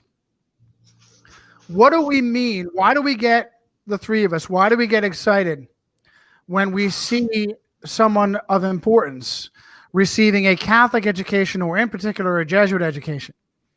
That's because I'll explain it, and then you add to it as you see fit. If I lose something that you wanted to mention. I'm Catholic educated. What we're saying is that, especially the Jesuits, no one catalogs individuals better than the Jesuits. By receiving a Jesuit education, you're putting yourself under their scrutiny. You're putting yourself in their repertoire of future assets to be plugged in wherever they feel you would best serve. Also, if you have a Catholic or Jesuit education It is almost certainly a powerful experience, either positive or negative, usually negative, but sometimes positive. If you do not have, for instance, like myself, on January 16th, 1994, I became a born-again Christian. It has radically altered my life to this day. It has supplanted my Roman Catholic background, upbringing, and education in its influence upon my life. If you go through a Catholic or Jesuit education and you do not have anything more powerful spiritually or emotionally to supplant it, it will always have that hold on you for the rest of your life. And I like to give, not necessarily to say that he's never had this experience, but I think he has not. I'll give Denzel Washington as an example, because Denzel Washington was born and raised Pentecostal, and yet his good Protestant Pentecostal parents sent him to Fordham. Donald Trump, John O'Brennan, the drone executioner, their alma mater. I will guarantee you it was institutional, number one, as a key to his success, as part of his resume to get him jobs, and as has a hold on him today. The roles that they have picked for him, that he has played, just overwhelmingly Catholic, with Catholic virtues and morals, Catholic spin. So we get excited over a Catholic or a Jesuit education because of the effect that it has. Not everyone who has been educated in a Catholic or a Jesuit institution is an asset of Rome, but everyone who has been can be a powerful asset of Rome, and that's the point. They use it as a screening process. They use it as a process to get a hold of you, and they do. How many times have you heard somebody talk about their Catholic education and reminisce about that one nun or one priest? Is that sound way out there? Back me up, George. Well, I came across a story about 10 years ago, or 12 years ago, whatever it was, when Avery Cardinal Dulles died. And it was from one of the local New York papers, not the Times, but I think it was the Post or something. And I haven't been able to find it. And Trump said, then Donald Trump was just a private citizen. And he said, I have fond recollections of Father Avery. As a matter of fact, he was the one who suggested that I transfer to the University of Pennsylvania. He didn't elaborate on that because Avery or Dulles said it was a fine school. Anyhow, but speaking of Donald Trump, the current U.S. president, you could possibly give him. George, can I step on you once more? And let me throw out George. I apologize. Forgive me, George. 2 quick examples to add on to your example, George. Alfred Hitchcock and Eric von Daniken, Mr. Chariots of the Gods. 2 quick, well-known examples who talk about their Jesuit education as encouraging them to become who they were later in life. Mm-hmm. Okay, you could possibly give the president a pass on attending Fordham for a couple of years. However, his daughter Tiffany is attending Fordham Georgetown Law School. His son Eric got his degree from Georgetown, and his daughter / mistress Ivanka attended Georgetown for a couple of years. She did what her dad did. She transferred to the University of Pennsylvania. Now, the 4th adult child, Don Jr., went exclusively to the University of Pennsylvania. However, Don Jr.'s ex-wife, Maureen, went to Manhattan College in New York City. So all 4 of his adult children were either trained by Jesuits and Catholics or were married to somebody who was. And of course, what was Trump's sister's name? Mary Ann. She's a Catholic, and she donated millions of dollars to, was it Fairfield? Yeah, during the elections, and Trump's older sister was quoted as saying that she credited the Jesuits to saving her life. Yes, and of course, Donald Trump's current wife, Melanoma or whatever it is, she's actually Roman Catholic. So she's actually the only second openly Catholic first lady we've had. Oh, open. So you could say, and Yeah, that goes all the way back to, I think, Julia Tyler, who was President John Tyler's wife. He was president back in the 1840s. Interesting. John Tyler, while president, one of his closest friends was the Jesuit Charles Constantine Pies S.J., who was the still to this day the only Catholic priest to be Senate chaplain in the U.S. Senate, and that was all the way back in 1832. He got that post. That is significant. That that it's only the second time in American history that there's an openly Catholic first lady. And I think if you look at Trump's appointments too, especially the key appointments, like who did Trump decide to put in charge of the Federal Reserve?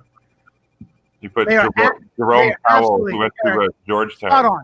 They are absolutely. And first of all, your research showed that first of all they have been present throughout history. They've just been covered up.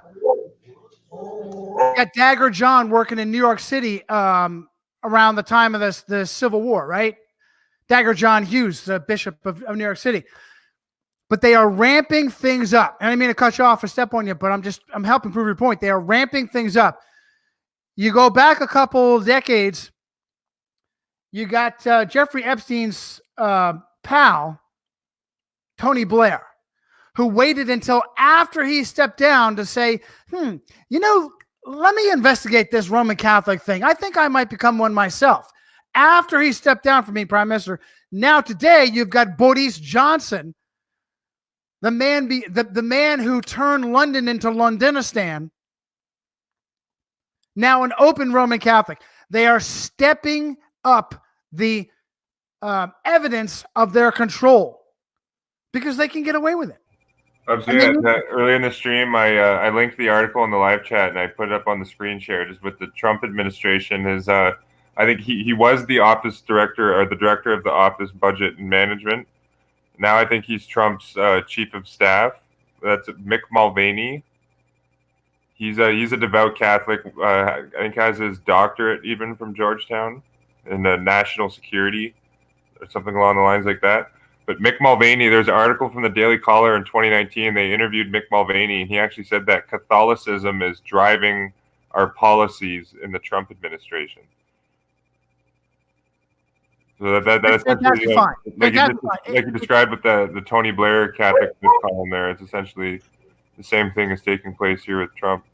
Fantastic, fine. If you want, I can pull up my list of Trump administration appointees. Yeah, I think that would be productive. I have a bunch. Just I could pull up my ones even here just from Georgetown too. I probably found like almost even 50 appointees that Trump made just from Jesuit Georgetown. One of the 28 Jesuit schools has 50 appointments in the Trump administration. It's pretty profound, and it's all over the place too. Like I know, and especially with judges. Trump has stacked judges with Jesuit degrees. Here, I'll go through some of them here. Here, Todd Wallace Robinson is currently a judge on the U.S. District Court for the Southern District of California.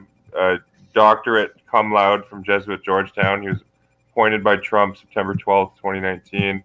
September 10th, 2019, Trump appointed Mitchell A. Silk of New York. He was a doctor. He was a doctor of what? He just got his. It doesn't say what he got his doctorate in. And this is quoting from the official White House press release. It just says that he got his JD, which is the doctorate cum laude from Georgetown. Assume like Georgetown Law Center. So law degree. Is that an honorific? I think you're mispronouncing. Cum laude. Keep going. I love it. No, it's a joke. Keep going. You great stuff. Keep going. I'll just go through if I go through the whole list, it might probably be maybe even 10 minutes, but this will get the point. I'll prove the point, and you can pull up some of your list, Johnny, too, so we could just knock it out of the park and show that Trump is controlled by the Jesuits. But Trump appointed Mitchell A. Silk of New York to be Assistant Secretary of the Treasury for International Markets. Mitchell Silk earned his degrees from Georgetown University School of Foreign Service, which is, of course, Jesuit. On August 14th, 2019, I know you guys have seen this woman. Trump nominated Sarah E. Pitlick of Missouri to serve as judge on the United States District Court for the Eastern District of Missouri. Pitlick, she's she's a special counsel at the Roman Catholic Thomas More Society, and she earned her BA from Jesuit Boston College, her MA from Jesuit Georgetown, and the Catholic University of Louvain in Belgium. She got her doctorate from Yale. On July 30th, 2019, Donald Trump nominated Natalie E. Brown of Nebraska to be ambassador to Uganda. She got her BS from the Georgetown University School of Foreign Service. I'm going to pull up my screen share here, too, so people can see the information I'm reading. Here, this one's big here. This is the brother of Grover Norquist. Trump, on June 21st, 2019, Trump nominated David L. Norquist of Virginia to be Deputy Secretary of Defense. He got his Master of Arts in National Security Studies from Jesuit Georgetown. This David Norquist was the longtime Chief Financial Officer of the Department of Homeland Security after the Gestapo force was created right after 9/11 in 2002. And of course, George Bush declared the national emergency and signed the Homeland Security Act. On June 18th, 2019, Leslie Meredith Sue became the ambassador of U.S. ambassador to Oman. She went to Jesuit Georgetown. This lady here, Meredith Sue, she was the first deputy counsel or deputy chief of mission at the U.S. Embassy in Jerusalem. Hang on just a second. George, you got to mute your friggin' mic when you walk away. Sorry about that. Oh, no worries. I know the dogs can be, that's out of your control too. But yeah, just try to keep the mic muted. Thanks, George. But this lady here, Leslie Meredith Sue, became the first deputy chief of mission of the new U.S. Embassy in Jerusalem, and she got her degree from Jesuit Georgetown University. This is a huge list they got here, and tons of ambassadors. We covered before too. Like literally half of the current U.S. ambassador diplomatic corps went to Jesuit Georgetown School of Foreign Service. You got Hiro Mustafa of California as the U.S. ambassador to Bulgaria. She also serves as director at the National Security Council. Ms. Mustafa earned her degree from Jesuit Georgetown University. Here's another judge, Haliz Sewell Ozerden of Mississippi, to serve as a circuit judge on the U.S. Court of Appeals for the Fifth Circuit. And he got his BS bachelor's from Jesuit Georgetown University. Philip Goldberg of the District of Columbia to be the U.S. ambassador to Colombia, went to Jesuit Georgetown. And actually, I know the current president of Colombia has a degree from Jesuit Georgetown. Is Philip Jewish, Eric? Actually, yeah, I assume, with the name Goldberg, that's probably a Jewish.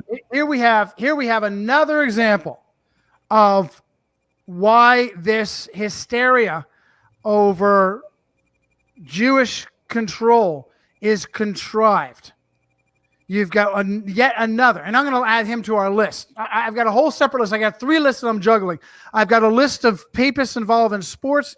I've got a list of Trump appointees, and I've also got a list, I haven't pulled it up yet, of powerful, prominent Jews who have a Jesuit or a Catholic education.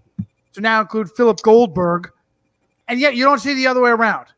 Well, another really good one to add with Goldberg. I'm not sure if he's on your list, Johnny. Is Mark Weinberger, the former CEO of Ernst & Young. He was also a Social Security advisor for Bill Clinton and worked in the Bush administration. He went to Jesuit Georgetown as well. And you can imagine Mark Weinberger is nominally Jewish. Sorry, keep going, Johnny. Let me go through my list real quick. So top of the morning is Stephen Kevin Bannon, who was a chief strategist, campaign CEO. He got an MA from Georgetown, and he had a special meeting in Rome in 2014. And we're told it was to work against the Pope. It was to work against the Jesuit Pope. In reality, it was to get his marching orders. He took over Breitbart after Jewish Andrew Breitbart had his heart attack. And just really quickly on Bannon, I have this on my blog. I actually found the video of the French documentary on Goldman Sachs, but Bannon actually compared joining Goldman Sachs to the Jesuits. Really interesting quote. People haven't seen that, which shows that he's ultimately an agent. He's just doing, playing the controlled opposition character. I need to add that to my key points because if you include Catholic, Jewish, or Goldman Sachs, you have just about everybody in the Trump administration. William Barr. Okay, Jordan. Yeah, George. Sorry about that. Oh, okay. Here's somebody who's the nexus between almost everything you're talking about. I sent out an email the other day for an Eric Goldman, who currently is a law professor at Santa Clara University School of Law. Now, check this out. Prior to that, he was an assistant professor at Marquette. So what is Mr. Goldman noted for? Well, in addition to being a papal court puppet Jew, he is considered to be the go-to expert on intellectual property and internet privacy. Also, he has testified before Congress on Consumer Review Fairness Act. I'm not sure what that is. And Stop Enabling Sex Traffickers Act. Also allows states and victims to fight online sex trafficking acts. So he's like your perfect person. He's as good an expert as Ashton Kutcher on sex trafficking. So we either go to him or we go to the television clown Ashton Kutcher, because the FBI just seems to not be able to do their fucking job when it comes to stopping children being imprisoned and enslaved to be used like rags. So for some fucking reason, the FBI just can't seem to put a stop to that. They have the power of the United States government and they just can't get it done. I got one name off the list so far, George. That's Kevin Bannon. Now, next name, William Barr, the current Attorney General. His father was a Jew who converted to Catholicism. You know what else he was? He was the headmaster at Dalton, where Jeffrey Epstein was discovered to be the pervert deviant that he was. The New York Times backs me up on this. He was a pervert and a deviant then, and they knew there was something wrong with that guy. Then he got his Jewish send-off to billions. Terry Edward Branstad. And Johnny, just on the Attorney General, that's a great point. That's a huge connection. The Attorney General, William Barr, is a Roman Catholic, and the Attorney General position has historically been a Roman Catholic position. I just have here, I'm going to keep scrolling down the list so people can just read off the screen while you're going through your list. But the current Deputy Attorney General looks like another Jesuit-trained Jew. It's a Jeffrey A. Rosen of Virginia. He's the current deputy. He's William Barr's current Deputy Attorney General. And this Jeffrey A. Rosen served as an adjunct professor at Jesuit Georgetown University Law Center. Great find. I'll keep going through your list, and I'll scroll down the Trump. Wait a minute. Another Jesuit-trained Jew. Barr is a family of Jews that converted to Catholicism, and yet it's the Jews that run everything, right, folks? Wrong. Third on the list, Terry Edward Branstad, ambassador to China, converted Roman Catholic. Mother was a Jew, father a Lutheran. He converted. Branstad, he's a Knight of Columbus and a Master Mason of the Scottish Rite. Yes. Excellent. Now, which is it, folks? Jews or Jesuits? We're answering that question for you. Andrew Paul Bremberg, Director of White House Domestic Policy Council, Catholic, BA from Franciscan University. In Steubenville, JD from Catholic University of America. Elaine Chao, Secretary of Transportation, closet Roman Catholic. Mommy went to St. John's. Gary Cohn, Jew who went to Catholic Gilmore Academy. Another Goldman man. As chief operating officer at Goldman, as a matter of fact. Amy Coney Barrett, U.S. Court of Appeals, devout Roman Catholic. Scalia law clerk and professorette at Notre Dame. Kelly Ann Conway, who Knight of Malta Rupert Murdoch's Faux News used to put on every other friggin' day. Counselor to the president, former campaign manager, devout Roman Catholic, Trinity Washington University in D.C., a private Roman Catholic women's school. Francis Edward Corrigan, Trump transition team, Catholic, St. Bede's College, Manchester. I gotta ask Richie if he's ever been to St. Bede's College. Elizabeth Betsy DeVos. Maiden name is Prince. Sound familiar? Secretary of Education. Christian Reformed Church. Yet the sister of billionaire Blackwater, devout Roman Catholic Eric Prince. Joseph. I have actually, I don't think this is on my channel. You can find this out there. Donald Trump toured, I think it was called St. Anthony's Catholic School in Orlando. He toured this Catholic school with Betsy DeVos in 2017, and you can see the footage of that. That's a great article, too. You should pull that article up, folks. Joseph Francis Dunford, United States Marine Corps, chairman of the Joint Chiefs of Staff, Irish Roman Catholic. And even though he's a full-time Marine, he left his progression of military education to get his master's from the Georgetown School of Foreign Service. Very rare to see a career military puppet have anything outside of a military education. Michael Thomas Flynn, National Security Advisor. Remember this guy? Irish Roman Catholic. He's the guy behind the him and his son were behind the October surprise of blaming Hillary and Podesta for pedophiles and then making it all go right back under the carpet again. John Holden Gibson, Deputy Chief Management Officer of the Department of Defense, MA, University of Dallas. Well, wait a minute. University of Dallas. That's public, right, George? University of Dallas. That sounds public. Is Catholic. As a matter of fact,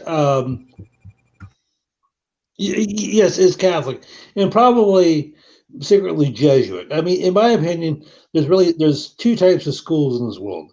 Those are the ones the Jesuits openly run, and those are the ones they secretly run. Even though it may be, the school actually may be even historically Protestant, but that's besides the point. I realize the show is almost over, and I meant to mention this earlier, but everybody has been over the last week or so. Everybody's been talking about the Super Bowl that's supposed to be taking place in Miami in just over 48 hours, and the death of Kobe Bryant.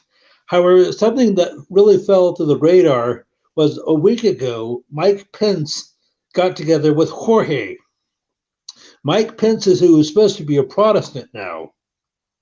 He was born and raised devout Roman Catholic. Family is still hyper devout Roman Catholic. And he had an hour-long private audience, very unusual, hour-long private audience with Papa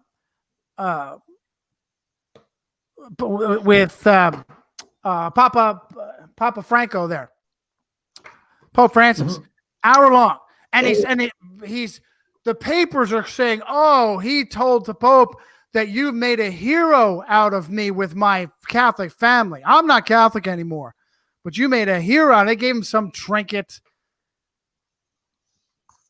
whatever. And of course, as I said, if you look at the Wikipedia entry on Mike Pence, you'll come across a couple of photographs. One that's fairly recent with the white hair, but there's one from the 1980s where a young Mike Pence is having an audience with Ronald Reagan. Mike Pence at the time was a nobody. He had not held any sort of elected office. How do you manage to have an audience with the President of the United States? And what he skyrocketed from there. What state did he become a governor of?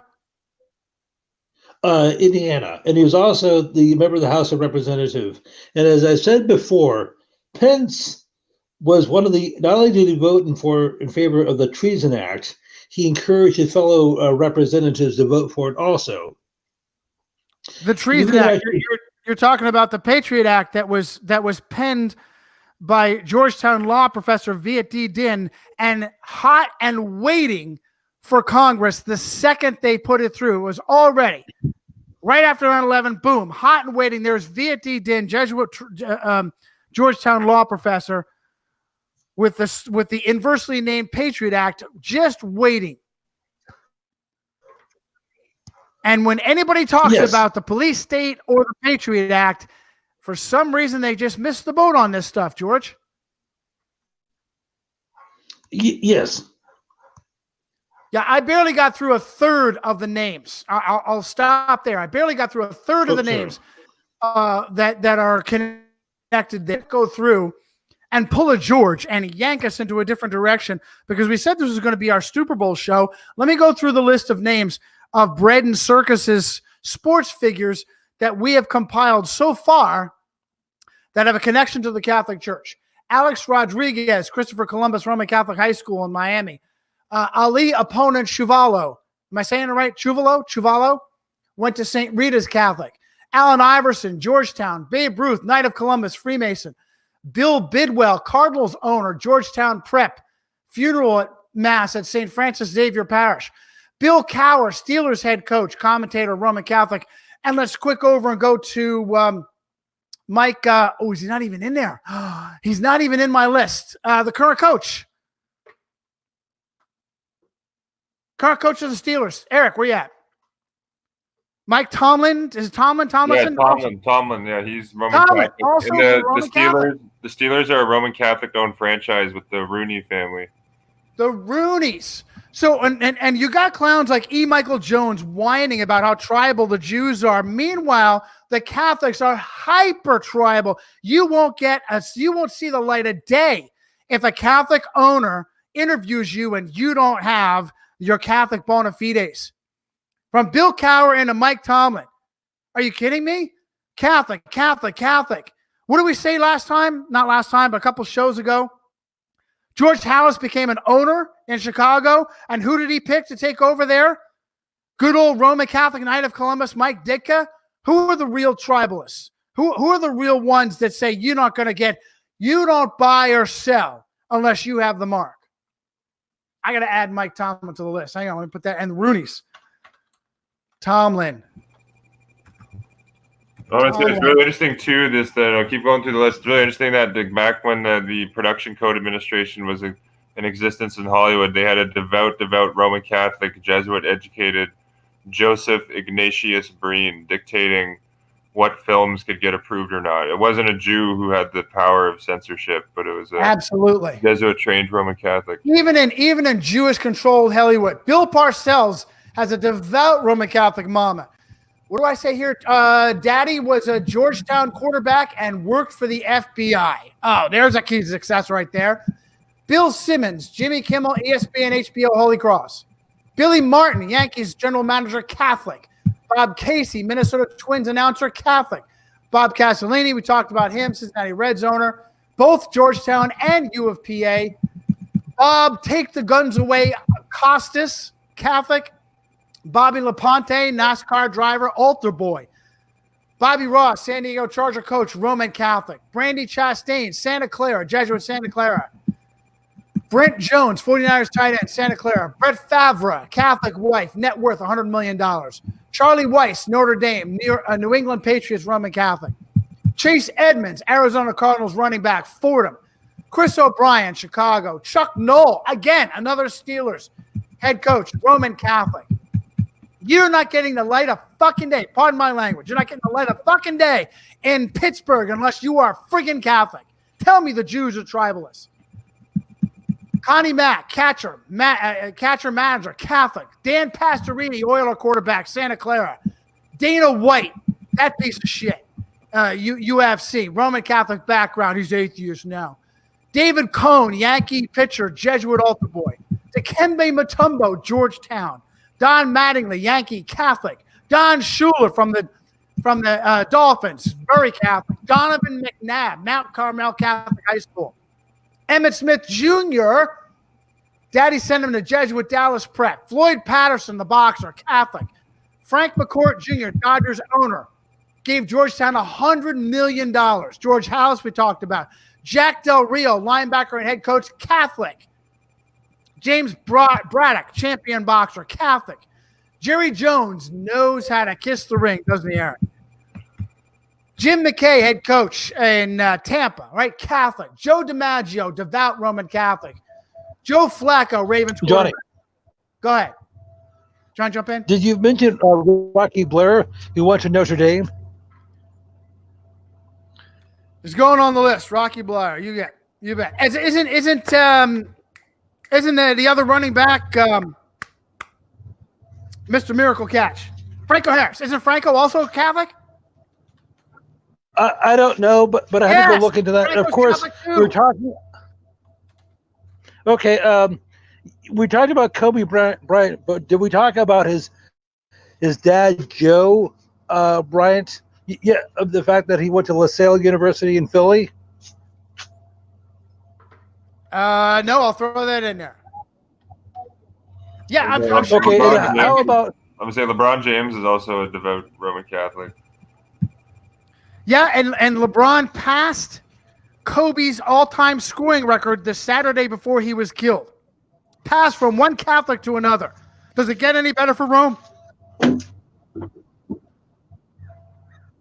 Joe Flacco, Joe Namath, Mr. Okay, and did you mention the Go ahead, George. Broadway Joe? Yeah, Broadway Joe and his Broadway women's Joe? nylons. Broadway Joe and his women's nylons that he used to model. Pantyhose Hungarian Catholic. And of course, the thing with Joe Namath was he was one of the first modern athletes to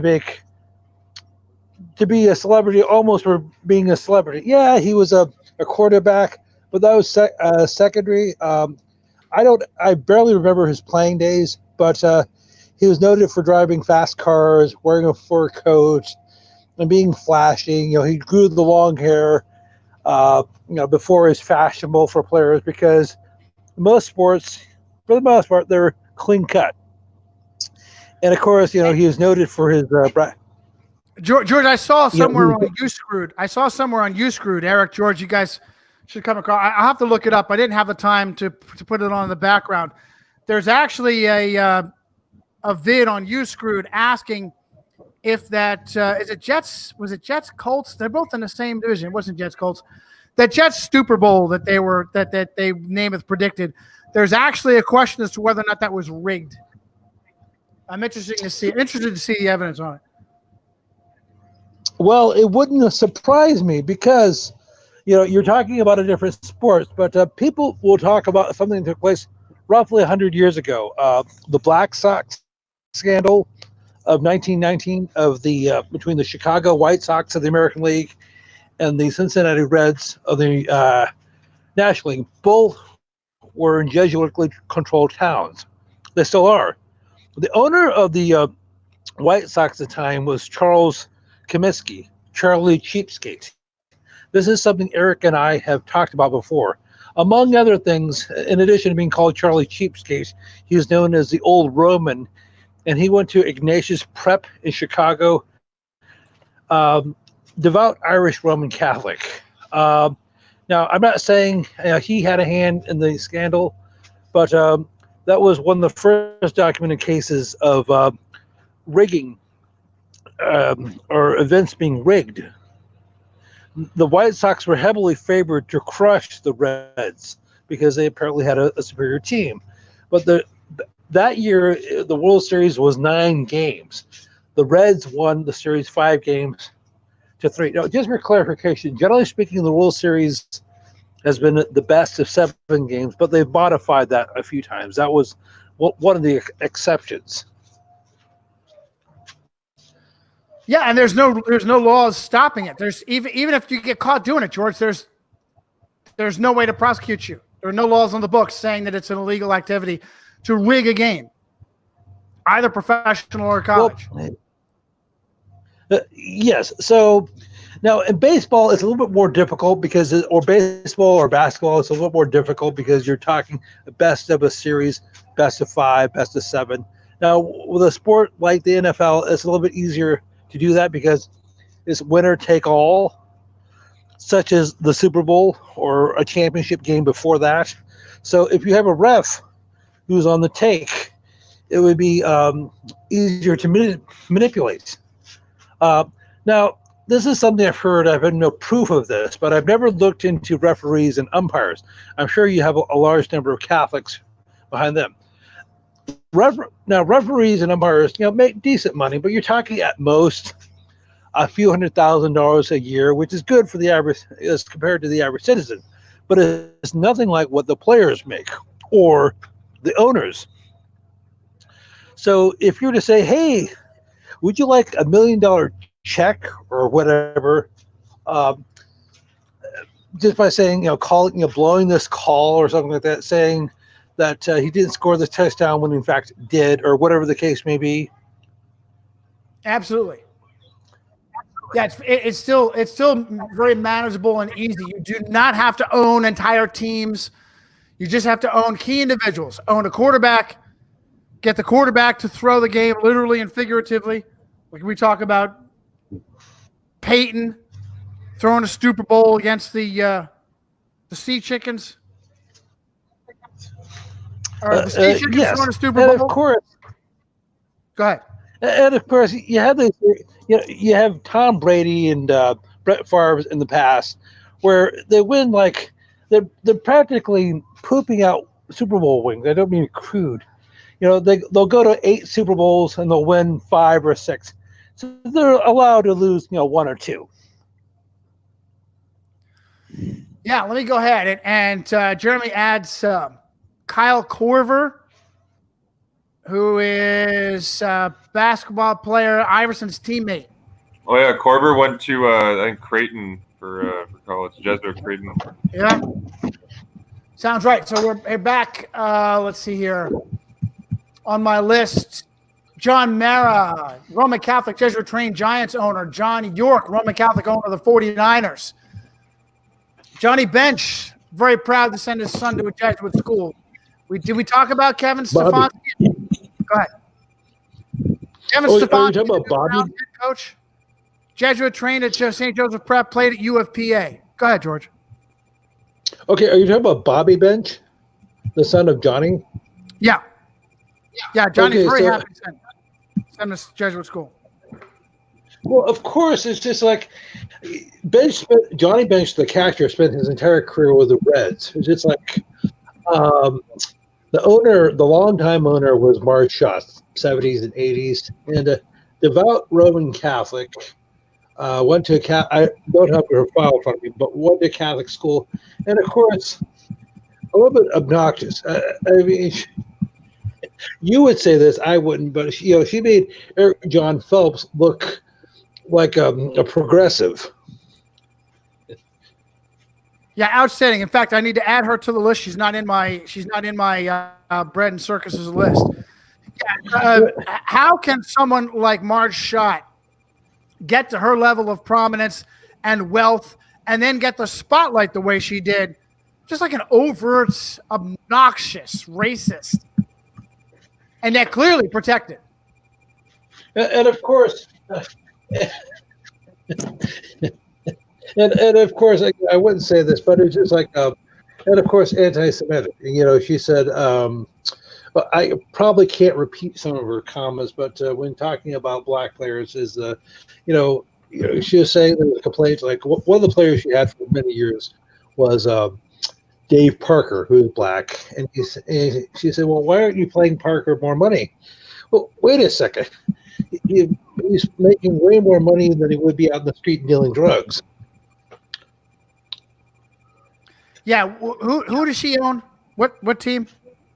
The Reds, the Cincinnati Reds, which is like you got it from what did Castellini take over from her?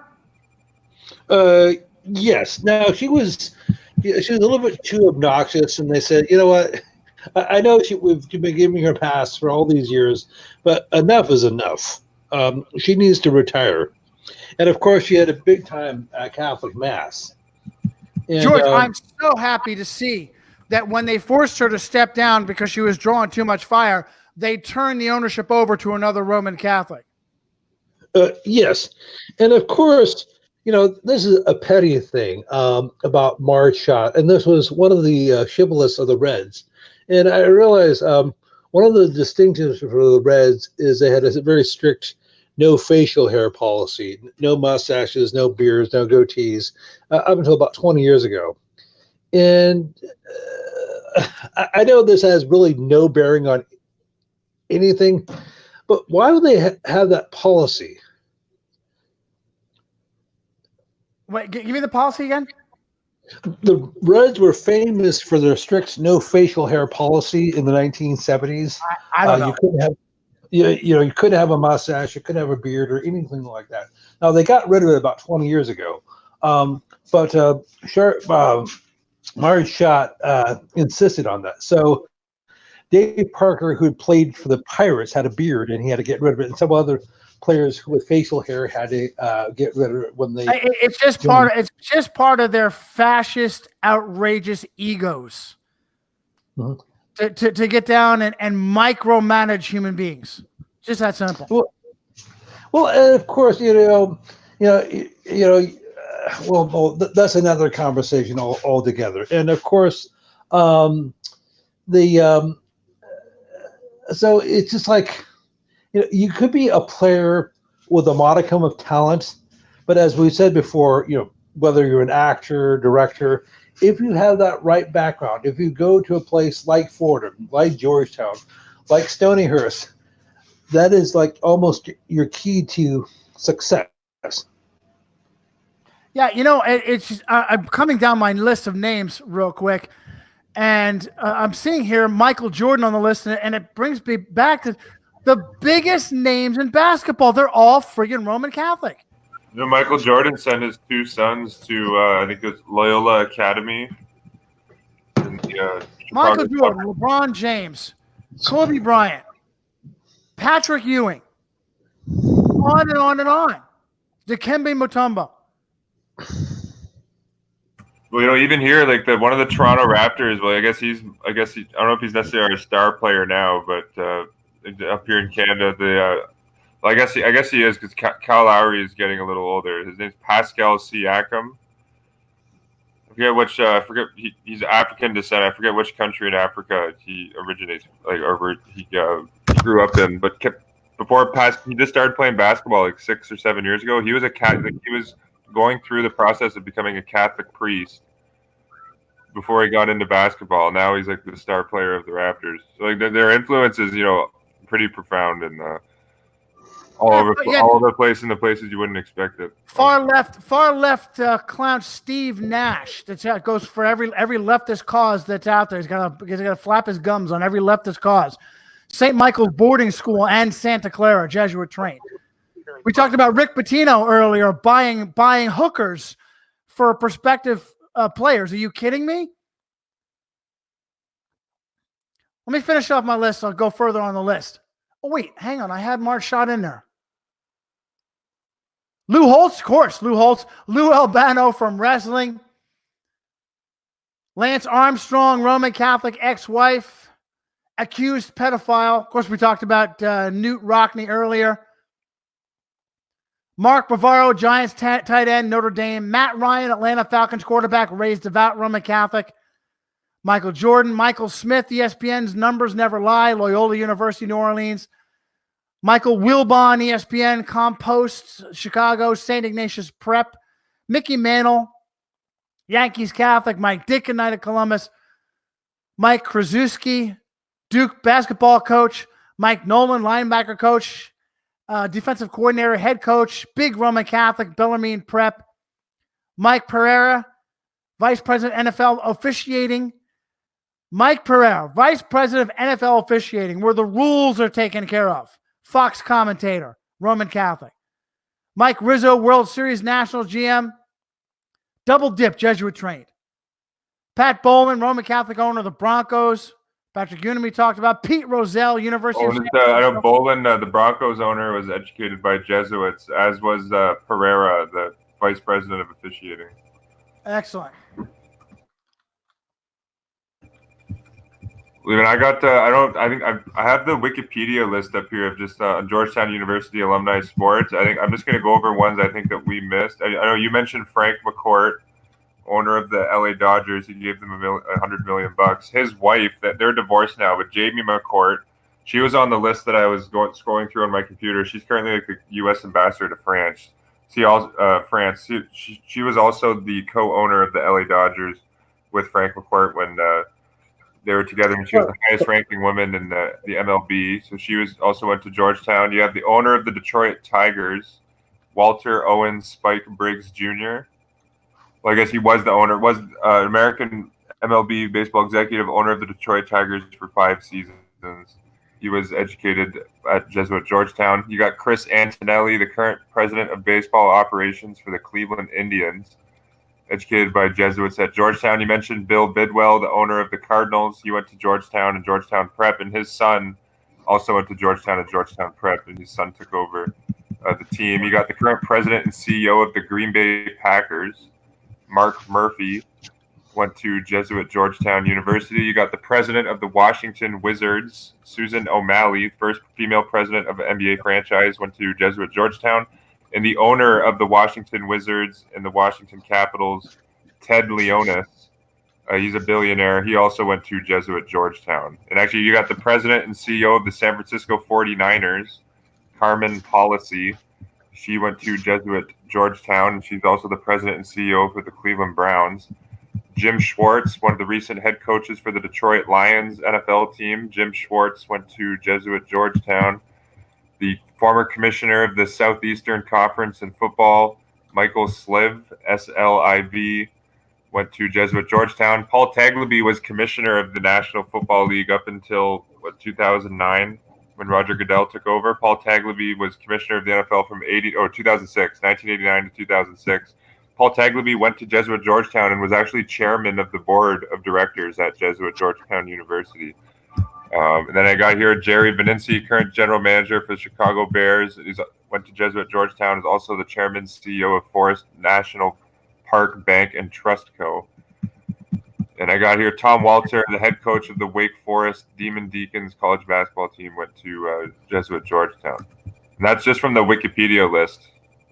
That just shows the crazy, profound impact. And like just recently, like you got to look at coaches too. Like when the Miami Heat were winning all those championships with LeBron James, and actually Dwayne Wade, who is the co-star with Roman Catholic LeBron James, Dwayne Wade went to Jesuit Marquette for his college basketball. But the head coach of those Miami Heat teams, Eric Spoelstra, he went to Jesuit High School in Portland, Oregon, for instance. So it's like their influence is literally profound. Almost every team I found that ends up winning a title has some sort of Jesuitical alumni connection. Whether Okay, could coach, players, owners, managers, presidents, CEOs. Okay, could I mention a couple of names in the past? You have Horace Stoneham, who is the owner of the baseball New York Giants / San Francisco Giants, and you had Walter O'Malley, the owner of the then Brooklyn Dodgers, later LA Dodgers. Both of whom went to Fordham. Now it's interesting. You have the Hegelian dialectic. You have sports rivalries. You have rivalries in almost every sport, and you have that in baseball between the baseball giants and Dodgers. You had it going back to when they're in New York City. Now it came out to the West Coast. You have the NorCal versus SoCalism. So and of course, Dodgers and Giants fans are supposed to hate each other, and it's silly. It's wrong. It's ridiculous to have dislike for somebody just because of the team he roots for. But however, they like playing that Hegelian dialectic in sports. You have that also in baseball. You have the American League versus the National League, the DH, the designated hitter, versus having the pitcher hit. And you have that in politics. You have the aforementioned demon rats and the Reptilicans here in America. In the UK, you have the so-called conservatives or Tories, and you have the Labour Party. They're all working together behind the scenes. And so you have that, speaking of baseball rivalries, two of the other big ones are the Yankees and Red Sox. So you have one Jesuitically controlled town versus another one. You have the Cardinals versus the Cubs in the Midwest.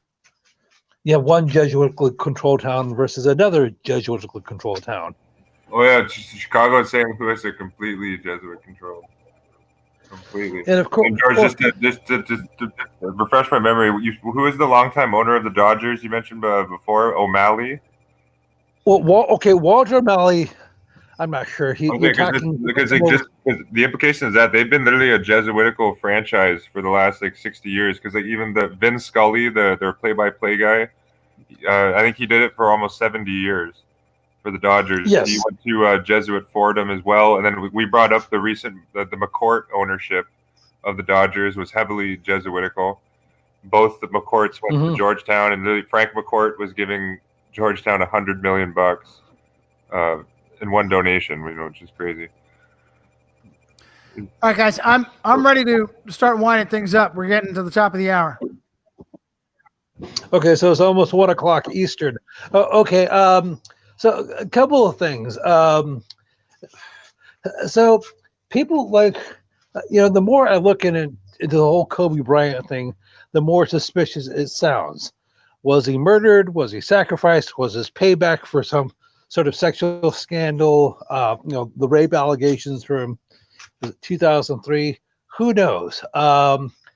And of course, something Johnny and I mentioned when we were streaming a few days ago was Kobe Bryant was 41 years old. The Jesuits were extinct for 41 years, 1773 to 1814.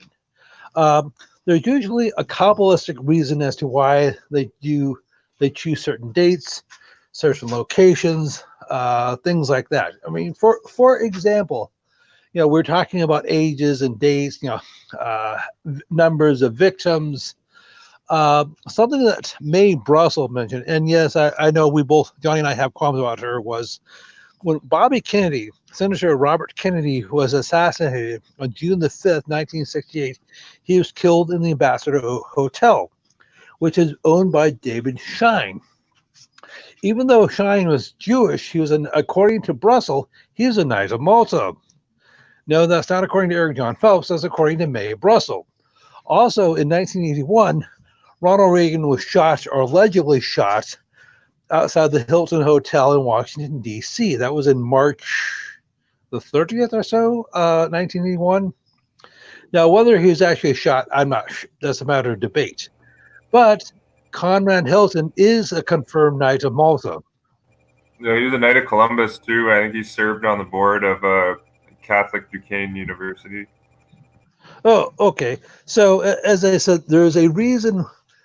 As I said, there's a reason why they choose certain dates for their projects, for their FFs, or for their assassinations, bombings, whatever it may be. Yeah, that was, and somebody in the chat mentioned earlier, George, you found that Kobe Bryant, who was it? I'm sorry, you found it. Hawkeye found that Bryant shared a birthday with River Phoenix, and you mentioned that they share the birthday of Monica Lewinsky, and somebody in the chat brought up that January 26th was the date that Bill Clinton came out and admitted that there was a scandal there, which is all completely scripted. Because he admitted that he got sexual favors in the Oval Orifice. Oh, okay. So, something I pointed out, it was the date when Bryant was supposed to have died, and the 8 other people was January the 26th. So this is a stretch. Okay, you had the Apollo 1 disaster in 1967. That was January the 27th. In which was Gresham, White, and somebody else were killed. I'm not online right now, so I'm just going from memory. Also, you have the Challenger disaster in 1986, January the 28th. So you have so they seem to like to choose late January, I guess, for crashes or disasters. Okay. Well, let's round things up. I want to close at the top. Well, we're already past the top of the hour. Let's start closing things up. Okay, so I'm going to say the Niners are going to win the Super Bowl this Sunday, not because I have any sort of vested interest, it's because the Roman control is so overwhelming. Sure. Eric, do you concur? Kansas City, though, has this Catholic police chaplain, Father Richard Roca, So we'll see. It's interesting, and I'm sure I'd look more into the background of the 49ers than the Chiefs, but I'm sure the Chiefs are very Catholic as well. Kansas City is like a covertly Catholic town. You got Rockhurst University, which controls the local municipal government there. Rockhurst is a Jesuit. But yeah, if I were betting, I'd probably go the 49ers too, because their Catholic control is so. Let me tell you something. There are benefits. I don't know. Do you guys know anything? Are there any Jesuit breadcrumbs behind Holmes? He's got an Irish Catholic name to him. Let me tell you something. On the racial angle alone, the fucking MFL, pardon my language, but the fucking MFL has blown that guy up to be the next superhero. If the Chiefs win the Super Bowl, just rename the MFL to the Patrick Mahomes League. He's going to be replacing the devout Roman Catholic golden boy Tom Brady as like the face of the NFL for the next 15 years. Yes, they are already talking about that. They are already talking about that. They are going to use him to replace the. And I don't know about any Jesuit breadcrumbs on the ethnic angle alone. The fact that he's not a Caucasian, that's perfect for them right there. That the MFL. The little boy buggering scum that run the Catholics, boy buggering scum that run the MFL, will use the racial division alone to fuel their agenda. Oh, actually, the Catholic Church comes into this. Have you heard of the Rooney Rule in the NFL? It's named after one of those hyper-Catholic Rooneys that owned the Steelers. Art Rooney, I think, who's this one? The award's named after. And all the Rooneys, they go to mass regularly. All of them, I think, a few of them have Jesuit education. They all have the Catholic education in the background, and they're open about it. Like with the Claire not Claire McCaskill. The lady who owns the Bears has a similar sounding name. I can't think of her name at the moment. But I've seen I quoted this article in the preface I wrote for the $1 in the Vatican, where I quote the current Chicago Bears owner, who is Catholic, who is saying that George Papa Bear Hallis viewed going to mass on Saturday and Sunday as the most important thing in his life. I'm saying that's the kind of mindset that the owners of the Steelers are in. That's just kind of the point I was trying to make with the Rooney family. But this Rooney Rule that was created was all about how the NFL teams have to hire a certain percentage of black coaches. And I've just seen it on the network. There's been a whole bunch of racial inflaming going on because they're complaining that not enough black coaches are being hired. It's very, very surface level, gaslighting to get people full on racism, angry at the wrong reasons, and it's reverse racism and racism as well. And yes, that's all that matters. As long as it's an extreme in one direction or the other, one extreme to the other. There's no common sense balance, which is to avoid race. It's just the opposite. Race is absolutely accented, either for or against. The MFL is a joke. The MFL is an absolute joke. Spot of the foul pass interference proves that the MFL is a fucking joke. They can call that penalty anywhere and have it last 80 yards and just give the other team a fucking touchdown. Pardon my language. Well, you know what? You're talking about the NFL, but I played city ball basketball for years. It was more years ago. And I admit I'm not the world's greatest athlete. And I kept constantly being called for traveling. Now, granted, you're just talking about a municipal league. And however, so I thought, if you travel more than you're supposed to dribble as you're running down the court. Now, I'm not talking about drooling. George, listen, I can't fault you if you prefer to carry the ball to the hoop. It's okay. I would prefer that too.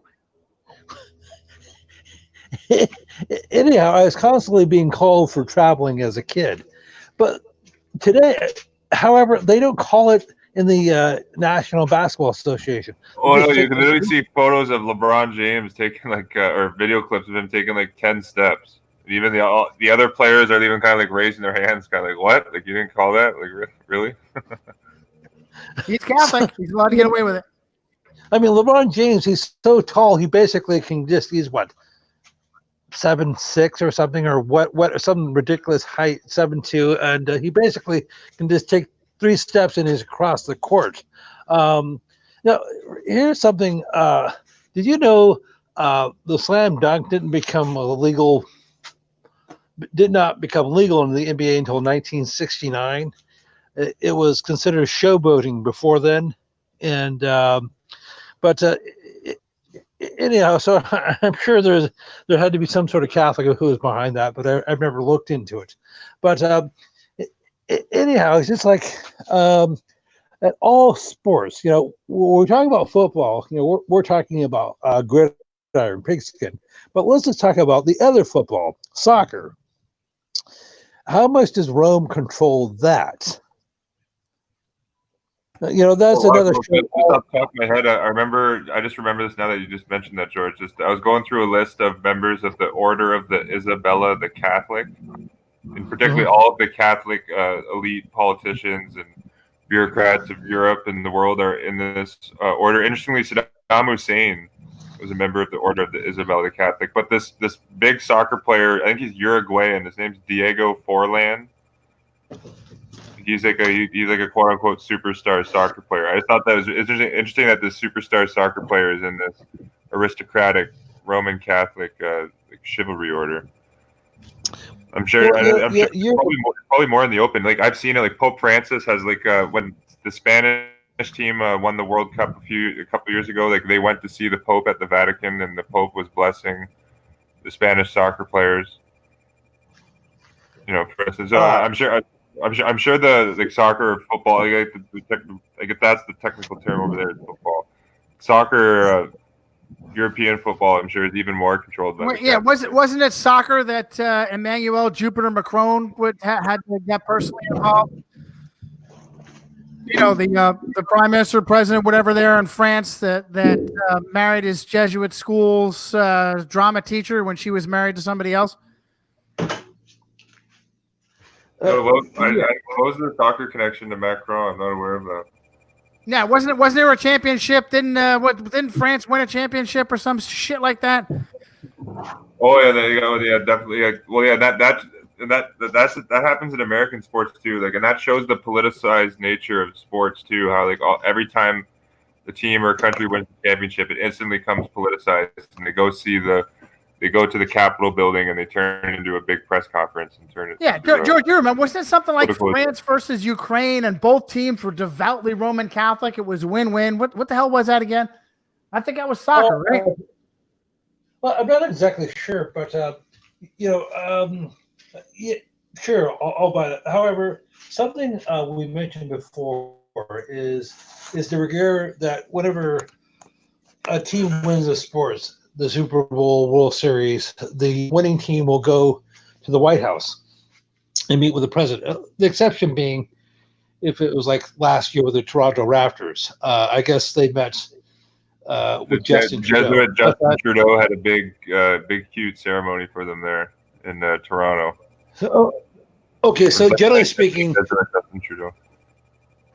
Okay, so whenever the championship team wins, they'll go meet the head of state or head of government, whatever country they live in America, Donald Trump currently.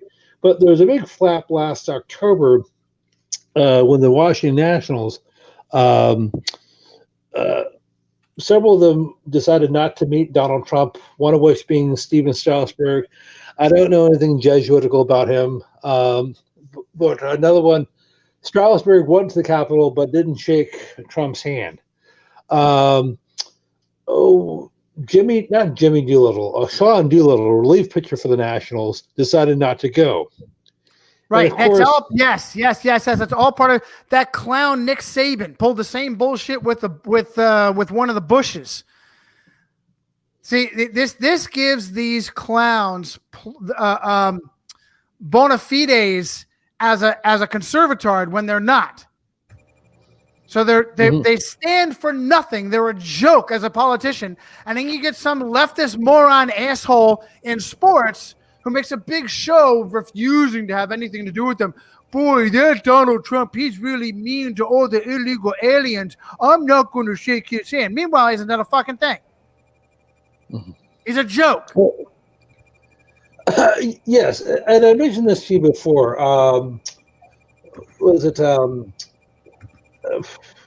Doolittle's wife, Sean Doolittle's wife, I forgot her first name, but her maiden name is Dolan.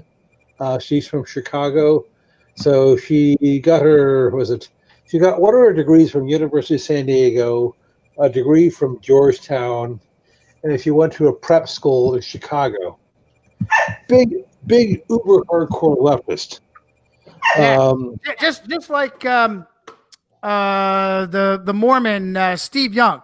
Steve Young and his wife that are all for the homosexual agenda took over from Mormon Joe Montana. By the way, Plain Joe is all over it. How the hell could we forget the World fucking Cup? Stupid ass bullshit World Cup, France versus Croatia. The winner's guaranteed to be Roman Catholic. It was a World Cup, George. Yes, well, Croatia, definitely. All right, look. Just speaking here, Joe Montana. I remember we mentioned the pigskin priest, Monsignor Peter Armstrong. He was the chaplain for 5 of the 49ers Super Bowl victories. He's credited as officiating Joe Montana's, Dwight Clark's, Ronnie Lott's, and Joe Montana's, Dwight Clark's, and Ronnie Lott's marriages, baptized Jerry Rice's children, and converted the 49ers coach Bill Walsh to Catholicism. Oh, that is huge. And this guy, this Monsignor Johnny, he was given all he had 5 of the Super Bowl rings from the 49ers too. Oh, brilliant. Give that again. Re-hit that. Yeah, so this was I linked this in the chat earlier, but this was Monsignor Peter Armstrong, the pigskin priest for the San Francisco 49ers. He passed in 2009. It says here, as a chaplain for the 49ers, Armstrong played a key role in Coach Bill Walsh's conversion to Catholicism. He baptized Jerry Rice's children and officiated Joe Montana's, Dwight Clark's, and Ronnie Lott's marriages. Wait a minute. If Joe Montana's a good Mormon, what is he doing with a Catholic priest officiating at one of his weddings? He's probably married 3 times, right? What was it? Are you about Joe Montana who went to Notre Dame? Yes. Oh, you went to Notre Dame. Oh, well, I didn't know that. Well, yes, good for you. Yes. So we'll add this. Even Joe is a Mormon, but he went to Notre Dame, and one of his weddings was a Catholic wedding. You wonder how he became the face of football in the 80s and 90s. Or you had to wonder why Babe Ruth became the face of baseball for, well, to a lesser extent, people who do not follow sports, people who do not follow baseball know the name Babe Ruth. George Herman Ruth Jr., the Babe, the Bambino, the Salsa and Swat, 1895, 1948. I know we've talked about him before. In addition to being a devout Roman Catholic, a Knight of Columbus, York Rite Freemason, he went to St. Anne's Industrial School in Baltimore, Maryland, that was run by the Xavier brothers. They're an offshoot of the Jesuits. Now, don't get me wrong, Ruth was an excellent athlete. Now, people always think of him as being fat. Yes, he did put on some pounds, when he was in his 30s. But in his teens and 20s, he was quite the athlete. I won't bother, putting up his numbers. But of course, he became the face of baseball in the 19-teens and 20s and 30s. And of course, he had all these nods. So he was like, you could say, Babe Ruth was like the Alfred Hitchcock of baseball. As were the Yankees. As were all the Catholics on the Yankees. And of course, you had something that Eric mentioned before. It was Maury Povich's dad, was it Shirley Povich, who basically puffed Ruth up. Yes, the Jew from the Washington Compost, named Shirley Povich, continued to blow up Ruth. And of course, I'm sure that Johnny had his way. His parents, if he had a time machine, he would have gone back and slapped Shirley's parents. But that's besides the point. Yes, I would bitch slap Shirley's parents. George, this is. I'm going to close with this. I need to get going. This is all part of what I would tell my newest bestest friend over there in Manchester, Richie Allen. who asks, "Hey, if you got all these Jews in media and journalism, how come no one's talking about Rome or the Vatican? What are they, stupid, Richie? They're going to commit suicide? That's how they got there, Richie. That's how they got there. There's an example. There's an example right there, Shirley Povich. How did Shirley Povich become so important that Jesuit Georgetown named a ball field after him? Kissing the ring, Richie. Kissing the ring. These Jews know full well that they are serving the monster that made lampshades out of their kindred. And they do it anyway so that they can get theirs. Well, absolutely. The proof is why are all the Jews why is there just absolute silence about the Roman Catholic clergy's involvement with the Nazi massacres of Jews? That chilling silence, I think, should tell you everything you need to know about the infiltration.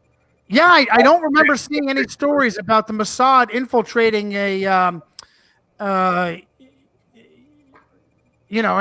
seminary so that they can go and secretly murder a World War II monster that happened to be a Roman Catholic. But I don't see it. I see it that they find their way into South America to kill some Nazi in the 70s or 80s, but I don't see anything about them tracking down Catholic priests.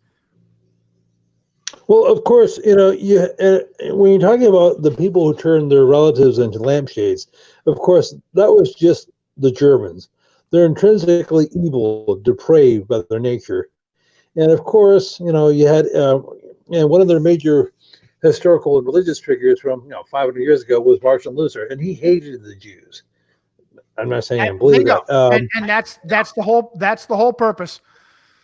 That's the whole purpose behind taking a Roman Catholic Nazi Third Reich and spinning it and pinning it on the Germans in the same way that the United States of Romerica is the bad guy for all of Rome's. United States of Romerica slaughters thousands upon thousands of Japanese as payback for kicking the Jesuits out in the 1600s. And the blame is pinned on the United States of Romerica, as there's so many are Abu Ghraib and on and on. Abu Ghraib is the Inquisition, in-your-face Inquisition. Yet it's the United States that committed, the people of the United States committed the crime, right? All right, guys, great show. I'm going to call this show something like Sports and Politics. It's all Jesuit theater. Okay, and can I mention one last thing before we go, Johnny? Yeah, real quick, and then I'm out. Okay. Eric mentioned Shirley Povich, Maury's dad, who basically popped up Babe Ruth. Well, there was somebody who did that after, I'm not sure if they're contemporaries, but there was an author by the name of Bob Constantine,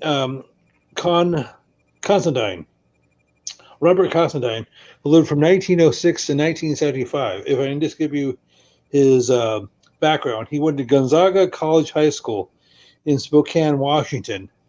Constantine was noted for a couple of works. One was called 30 Seconds Over Tokyo, was dealt with the Jimmy Doolittle raid, and the Babe Ruth story, which was made into a film in the 1940s, starring Roman Catholic William Bendix. So you had Shirley Povich, who was a contemporary of Ruth, and then you had Constantine, who was a little bit later on, who helped to help to prop up the Ruth legend in book form and later in film form. And I don't want to steamroll over the fact of what a piece of shit Maury Povich is, which is the diarrhea of spills, the poisonous diarrhea that piece of shit was helping to spill into American households to just destroy the brain cells of anybody who wasn't working a job in the middle of the fucking day. Guys, I'm out of here. Great show. Hopefully we'll get together again real soon. Okay, well, thank you. Well, God bless. Thanks for taking the time to do the show today, Johnny. Yeah, we'll keep in touch. Always. Great job, bro. Take care. Okay. You too, Johnny. All the best. Roseanne, do you have anything you want to wrap up with, George, or do you got to get going too? Well, I do have to be going, so I'll go until 1:30 Eastern. So, anyhow, this is something that Johnny and I have talked about before. If you serve Rome's agenda, they'll make you a superstar. They'll make you a rock star. Maybe literally. You could be a musician, but whether it's as a journalist or as a politician, if you're selling what they want you to sell, they'll prop you up. Case in point, we're talking about Babe Ruth, who died over 70 years ago, but let's just talk about a contemporary example. Alexandria Ocasio-Cortez, who actually, before she got in politics, she just went by the nickname Sandy. Her handler said, like a barista or something like that too. I'm sorry? I'm pretty sure she was just like a barista. Yes. Or something like that. Okay, so you probably know her story. A couple of years ago, there was an ad agency in Southern California that decided to create a whole new branch of the Democratic Party. They're called the Justice Democrats, or the Justice Democrats. So they wanted to elect people in the upcoming election, which would have been 2018. Actually, now that you mentioned that, George, I'm pretty sure the YouTuber, I don't know if you've seen his channel, he's got a pretty decent following, or pretty big following. Some of his videos are decent, but because he does the half-truth tactic and then layers in disinformation. But it's Kyle Kulinski, Secular Talk. I'm not familiar with that. Now you mentioned that, I'm pretty sure his it's one of the bigger left-wing channels on YouTube. I think he's got like 750,000 subscribers, I think. But like he went to I think it was Catholic Iona College in New York, which I thought was kind of interesting. But I just mentioned that because he's involved with the Justice Democrat movement. Okay, kind of tied in with Ocasio-Cortez as well, and the Democratic Socialists of America, who the founder of the Democratic Socialists of America back in the 70s was Jesuit-trained Michael Harrington. He went to University of St. Louis, which is Jesuit, and then I think Jesuit University of St. Louis High School. Okay, so just talking about, I only have a few minutes, but talking about this girl, Cortez. She went by Sandy Cortez, but they said, you know what, it'll sound more pompous if you just go by Alexandria Ocasio-Cortez, or AOC, which is something that Johnny and I have discussed before. If you are just simply known by either your first name or your initials, Hillary, Bernie, LBJ, FDR, that means you've arrived, and that means you are a puppet of the machine. Now, case in point, AOC, Alexandria Ocasio-Cortez. 2 years ago, she was a no-name nobody who was a waitress or barista or whatever she was. She was working at a restaurant in New York City, Manhattan. And her brother came across an ad and suggested she run because, she's fairly young, fairly attractive. And they thought, hey, you know what, you might give it a shot. So almost overnight, she went from being a nobody to being a household name. She went on all the talk shows: Jimmy Fallon, Jimmy Kimmel, Stephen Colbert. Yes, and of course, they're all devout Protestants. I think. But anyhow, right. Okay, so everybody knew her name and face was plastered everywhere. She was basically she was like a Latino political Michael Jackson. Everybody knew her name, knew her face. Why is that? I'd say, I think they threw her out initially as to be the crusader for the Roman Catholic wave of immigrants coming over the southern border. Okay. Yes, of course. Because I know the Jesuits, the Jesuits know that the way to deceive the masses is to pull at their heartstrings. That's one of the best ways to deceive people. So they had Ocasio-Cortez go out there, and she was like crying out on the House floor, saying, "Oh, this is so tragic. How can this be happening in America? They're just little children." You know what I mean? Like she was actually crying. So I think she's being put out there as the and also the Green New Deal too. Like the Jesuits really want to, and it's all in line. If you read even just some of the executive orders that have been signed by various presidents going back, Obama, Clinton, beefing up the Defense Production Act of 1950 that was signed by Truman. Like they have all the laws on the books now for the government to take full control of the entire economy if they want to do that. If they wanted to go full communist. Well, of course, well, speaking of Alexandria Ocasio-Cortez, she has all sorts of handlers, people who write her speeches, who give her talking points.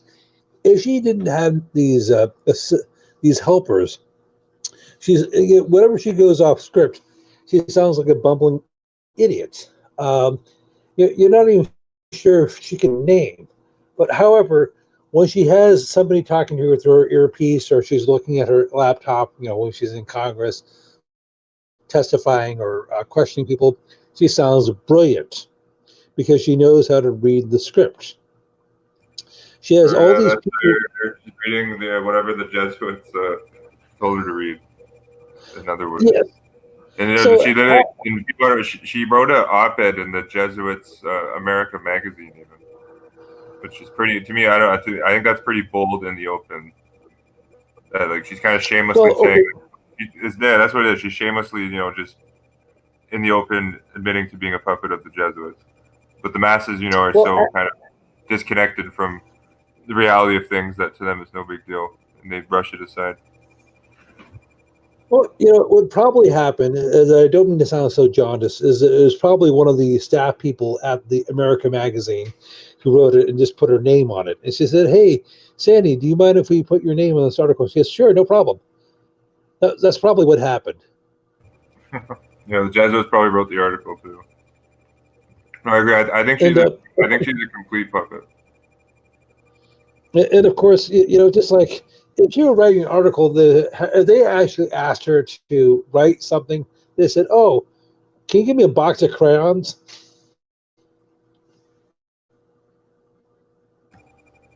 Just honestly, with how childish some of her theatrics have been in the house, you'd think she would ask for a box of crayons or something like that.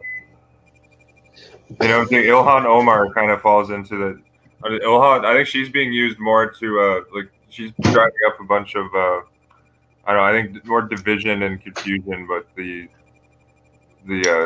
bashing Israel and getting people to think that Israel is like the root of America's problems, kind of doing the same thing as Catholic Cynthia McKinney. But Omar kind of falls into the same category as Ocasio-Cortez. She does a lot of childish tactics as well, and tries to root people in emotionalism, or trap them in emotionalism. And a lot of it too, like if you think big picture, George, like what Ocasio-Cortez, Omar are doing in the whole new left movement, like the current president of the Democratic Party, Tom Perez, went to Jesuit Canisius College.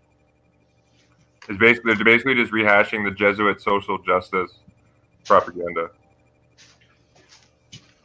Well, the Jesuits actually coined the term social justice.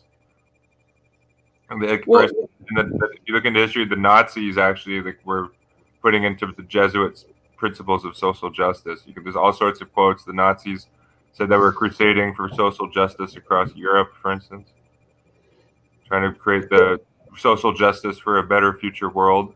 That was like the Nazi mantra. But ultimately, that's what Ocasio-Cortez is doing. It's all the social justice stuff. And a lot of that is surface level too. Like she attacks the coal industry, for instance, and there is a lot of there is some surface level stuff that resonates with people, and that's why it's very effective. They'll attack, they'll criticize oil companies, for instance. Like for instance, like Elizabeth Warren. Elizabeth Warren kind of falls into that category as well. Well, something I wanted to mention to Johnny is, I mentioned this before. There's when people talk about talk radio. Now, are you able to listen to much American talk radio?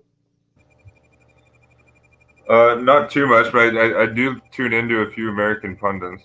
I probably listen to more American pundits than Canadian pundits. So I'm just wondering, do you get where you are? I presume you can get American TV and radio stations. Yeah, I could. I could find those. I could find American TV shows via streaming as well. Okay, so they play, on television, they play the Hegelian dialectic. Fox is supposed to be conservative, MSNBC and CNN are supposed to be liberal or leftist or whatever. And they do the same thing on radio. You have, when you talk about so-called right-wing or conservative radio, you have Rush Limbaugh, Sean Hannity, Mark Levin, Michael Savage, and a few others. And of course, on the left, you don't have quite as many, but you currently have Tom Hartman, Stephanie Miller, Randy Rose, and in the past you had Norm Goldman. Goldman, by the way, got his law degree from Loyola Marymount, Los Angeles. Stephanie Miller grew up Roman Catholic. She's the daughter of William E. Miller, who was a politician. He was Barry Goldwater's running mate in the 1964 presidential election. Also, Bill Miller went to Notre Dame, and he was a lawyer. Bill Miller's dates, I believe, were 1914 to 1983. He was actually one of the lawyers of the Nuremberg trial, so he was in charge of prosecuting Nazis after the war. Anyhow, so Stephanie, who was born in 1961, is an actress and a comedian, and is a lesbian for good measure. So uber hardcore leftist, as is Thom Hartmann. Now, Hartman's background is nominally Protestant. He was born in 1951 in Michigan. However, in 1998, he had an audience with John Paul II. He and his wife, Lois, met with the pontiff. Now, as I said, Hartmann is uber hardcore leftist. The big Bernie backer, all that sort of stuff. Very much anti-Second Amendment, very much pro-illegal immigration, all that sort of stuff. And one of his sports is bashing Ronald Reagan, which is commendable. Well, I think he has a big following too, because he does do some decent work on the exposing the corporate greed that exists, and he talks about the monopolization of American industry. Well, yes, and of course, however. Yes, but that falls in. That's turned into just in terms of the Jesuitical social justice propagandists. That's as far as they go. Well, and of course, quote unquote, speaking truth to power. They'll criticize some of the big corporations and just stop there completely. And then they'll go into the gun control and the other ideological agendas. Well, and of course, thing is with Hartmann, as I said, his favorite sport is Ronald Reagan bashing, even though he's dear personal friends with his son, Ron Jr. Anyhow, something that Hartmann never mentions is the fact that he had an audience with John Paul II, but maybe he was envious of Ronnie because he met with John Paul II 5 more times than Hartmann. Maybe it was a game of one-upsmanship. So by doing that, and you can just do a simple Google image search, Thom Hartmann and John Paul II, and you can see him there from the late 1990s meeting with the Catholic leader. Well, now we know why Thom Hartmann is so silent on the Jesuit fifth column that's completely taken over the world, especially the U.S. Now, but one of the things he likes to do is he likes subtly, even though he professes to be non-religious, he likes bashing Protestants. He said that Ronald Reagan and those of his ilk were neo-Calvinists. And he said, for those of you who don't know, John Calvin was a 16th century Protestant reformer and theologian who articulated, he put heavy emphasis on election and predestination. But how that pertains to today's conversations is that if you're rich, that means you're one of God's elect. That means he's blessing you. And if you're poor, that means you're one of the non-elect, reprobate. That means that God hates you and you're going to hell. So this is the gospel according to Thom Hartmann. So if you're rich, that means you have God's blessings. You have God's spiritual and temporal blessings. If you're poor, that means you're cursed.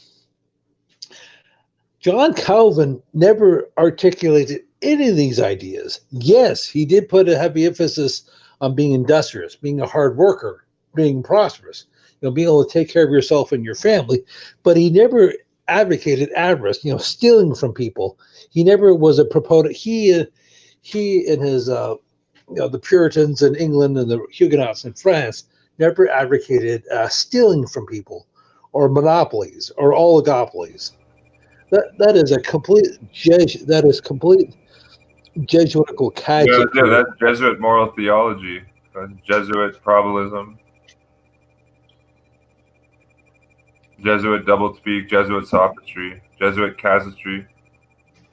And there's a great section in Theodore Greisinger's book, The History of the Jesuits, written back in 1875. He has like a 5 to 6 page, maybe even longer, maybe up to 10 pages of that book where he's just quoting texts from Jesuits from the 16th and 17th centuries. And you just see like how appalling the Jesuit morals are. Like you said, like they teach it's okay to steal, it's okay to murder, it's okay to lie. Like there's really nothing that is not okay to do. That is not okay to do to further your own selfish ends, or like to further the ends of the temporal power of the Pope. And of course, something that so what he does, Hartman does, is gauges in gaslighting 101. And he said it was because of the Calvinists or the neo-Calvinists that you had the rise of Ronald Reagan. And people that's pretty comical. That definitely is Jesuitical gaslighting. I mean, because if you think about it, almost all of Reagan's inner circle were devout Catholics, as we've discussed before, such as Haig, Casey, et al. He did have like 2 or 3 nominal Protestants, such as Ed Meese, who was supposed to be Lutheran, but he's a 33rd degree Freemason. So, of course, that was to give, Rome plausible deniability. No, great point. Yeah, and Ronald Reagan initiated diplomatic relations with the Vatican in 1984. That's completely comical that the neo-Calvinists put him in charge. Now, I'll just say, we probably should wrap it up here. Just a comment from, I see here, William said, never mind the global health emergency, the Super Bowl must go on. That's another thing, too. The Super Bowl is going to be distracting from, there's tons of important stories that are out there right now. Like coronavirus, and how I don't know how it specifically got over to China, but the U.S. government, the CDC, owns the patent for the coronavirus. Well, so we know that Jesuit-trained Bill Clinton gave quantum computers and high-level missile technology to the communist Chinese in the 90s, for instance. Okay. So I assume they probably sent over the virus. The virus was created in a lab. They probably sent it over to China and then release it. This is speculation here, but they probably released it onto the people to just kind of as a guinea pig trial run to blueprint a bunch of emergency situations, like martial law drills, because they've essentially locked down these huge cities in China with tens of millions of people. And just a couple months ago at Johns Hopkins University, they had this big panel, a bunch of quote experts from all over the world, like Avril Haines, the former deputy director of the CIA, who is educated by Jesuits there. But they had this big panel at Johns Hopkins 2 months ago, and 2 months ago they said in an event of a global pandemic, how are you going to cope with this emergency? And this was super in depth. It's like probably 10 hours of video. They had this whole simulated disease and how this whole simulated response on how we're going to effectively deal with the emergency, with the vaccinations, military controls, the merging of government and the private sector.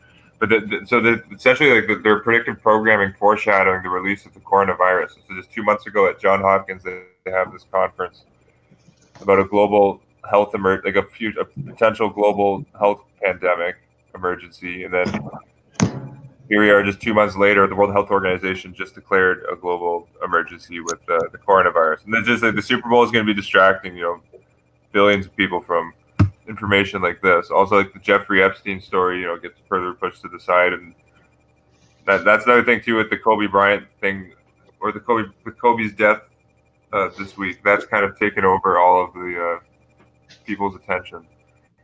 Well, didn't you say... Headlines. So when was the wardrobe? When was the Janet Jackson's wardrobe malfunction? Oh yeah, that was. What year was that? Yeah, let me pull that up here because I found because Colin Powell's son was actually the head of the FCC when that went down, and so he was in control of ultimately like the communications being broadcasted from the Super Bowl, and Colin Powell's son went to Georgetown. Okay, well, first, I'm gonna get the exact year because that was another great example. 2004 was the incident. Okay, so anyhow, that was a complete psyop in and of itself. There was no quote wardrobe malfunction. That was done. That was done on purpose. It's just like this is something I was talking with Johnny about the other day, or a week or so ago, in that almost everything that's happened definitely last 100 years, probably long before that, doesn't just happen. Franklin Roosevelt said, if it happens in politics, the odds are it's planned that way. If you're talking about a so-called wardrobe malfunction for Janet Jackson, where she exposed her chest for a second, well, I don't think that was an accident. It was a distraction for something. And people were talking about Bill Clinton earlier in his escapades with Monica Lewinsky. Everybody was talking about that, about should he be impeached and removed as president for not doing that, but for lying to Congress. The whole thing was a complete sham. Yes, he did do that behavior, I believe, or he did engage in that activity, I believe. However, it was to provide cover for the fact that he was giving billions of dollars of defense secrets to China. That was the real scandal. That was the real story. But everybody millions of people had developed this period interest in his personal life. And so most people assumed it had to do with his indiscretion, so to speak.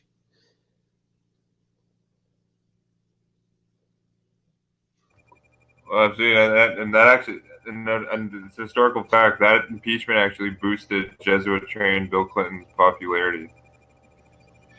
Every rep, every push, every game. In the same way, I think it's ultimately this is going to strengthen Donald Trump. Well, yes, of course. Donald Trump isn't just like when Barack Obama was president. Like Barack Obama is a secret Catholic, just like Trump is. But there's open Roman Catholic Joe Biden, I think, who is really pulling the strings in the White House.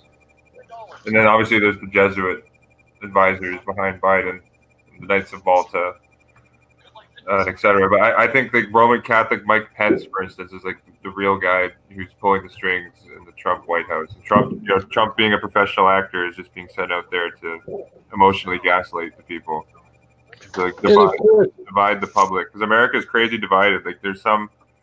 I bet in San Francisco, and like in a really liberal leftist town like Jesuit San Francisco, I bet like in some areas though, if you walked into a restaurant with like a "Make America Great Again" hat, like you might not even be served. Yeah. Some restaurants. That's how divided like Americans are, and how emotional they're thinking about politics versus rationally thinking about it or critically thinking. Well, it's interesting in that the Jesuits, their motto is, ends just by the means and divide and conquer, but they like divisions within divisions of divisions, such as, it's not just, here in America, Democrat versus Republican, conservative versus liberal, so-called, but, you had like the pro-Trump versus anti-Trump, pro-impeachment versus anti-impeachment, pro-removal versus anti-removal. And it doesn't matter what the evidence or what the facts are. People have already made up their mind. If you like Donald Trump, if you vote for him, he's innocent. If you don't like him, he's guilty. And people have already made up their minds. But the whole thing is completely immaterial. It has to do with like having an argument as to how many angels dance on the head of a pin. Well, and being dogmatic about it. Well, it's X number. No. It's X number plus Y. in that it's almost like having an argument as to who's going to win the Super Bowl this Sunday. Who should win the Super Bowl? Which quarterback is better? What team is better? It's immaterial. It doesn't have any impact on your daily life. It will not help you pay your bills. It will not help you put food on the table. Well, of course, ultimately too is a distraction, so the country keeps descending into further feudalism. You're kind of like you're like the frog in the boiling water. You turn the heat on slowly. The frog's not going to realize that anything's wrong until it's too late. And that sports plays a big part of that. This what you're saying, George, is Tupper Saucy summed this exact point up well in his book Rulers of Evil, page 74. I'm just going to read the quick quote here. He says, "America's understanding has been systematically bent to the will of the church militant, while the intellectual means for sensing the capture have been disconnected. Most of the content of modern media, whether television, radio, print, film, stage, or web, is a state-of-the-art Jesuit ratio studitorium." People aren't aware the ratio studitorium is like the blueprint for the Jesuit education system. It was written back in the 1500s. Tupper Saucy continues, "The Jesuit college is no longer just a chartered institution. It has become our entire social movement. The movies, the mall, the school, the home, the mind. Human experience has become a spiritual exercise managed by charismatic spiritual directors who know how to manipulate a democracy's emotions. Logic, perspective, national memory, and self-discipline are purged to the point that unbridled emotional responses, as economist Thomas Sowell put it, are all we have left," end quote. So that's a good quote there that sums it up. Because think about just the national memory, George. Like, pardon my cough there. Like, how many Americans are talking about 9/11 anymore? That was only 20 years ago. Well, of course. The national memory has been completely wiped out. And like you said, everyone's trapped in this impeachment, circus, getting all emotionally tangled up in it, or just being emotionally tangled up in the left versus right paradigm. Well, of course, there are exceptions to that when you talk about 9/11 on the date, and particularly next year when the 20th anniversary comes up. People will wax eloquently like, "Oh, where were you when it happened? If you're alive," things like that. How did you hear about it? What was your reaction? All that sort of stuff. But then the next day, it'll disappear. People may start talking about Pearl Harbor again next year because the 80th anniversary is coming up next year. But this is can we go until like 2:00 Eastern, because I do have to be going myself. But anyhow, the other day I got a book in the mail. I haven't started reading it. It's called Day of Deceit by Robert Stennett. Are you familiar with that? Day of Deceit? No, I haven't heard of that book. No. Okay, Stennett lived from 1924 to 2018, so he just died fairly recently. He was in the U.S. Navy from 1942 to 46, where he was a photographer. The tome came out in 2000, and it was dealing with December the 7th, 1941, the attack on Pearl Harbor. And in the introduction, he said he tackles two of the major talking points of the narrative. One, it was a surprise attack, and two, it was an intelligence failure.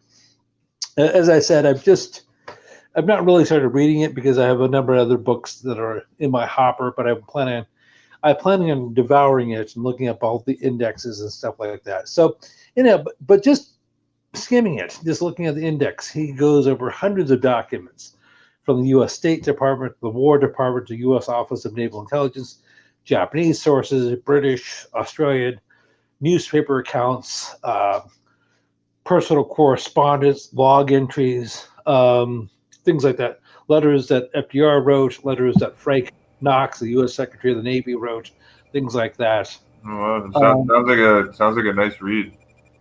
Yeah, well, several hundred pages long, and a good chunk of that is just simply source material. So, these are the sort of books I think people need to read even though you're talking about something that took place almost 80 years ago, it's still relevant to today?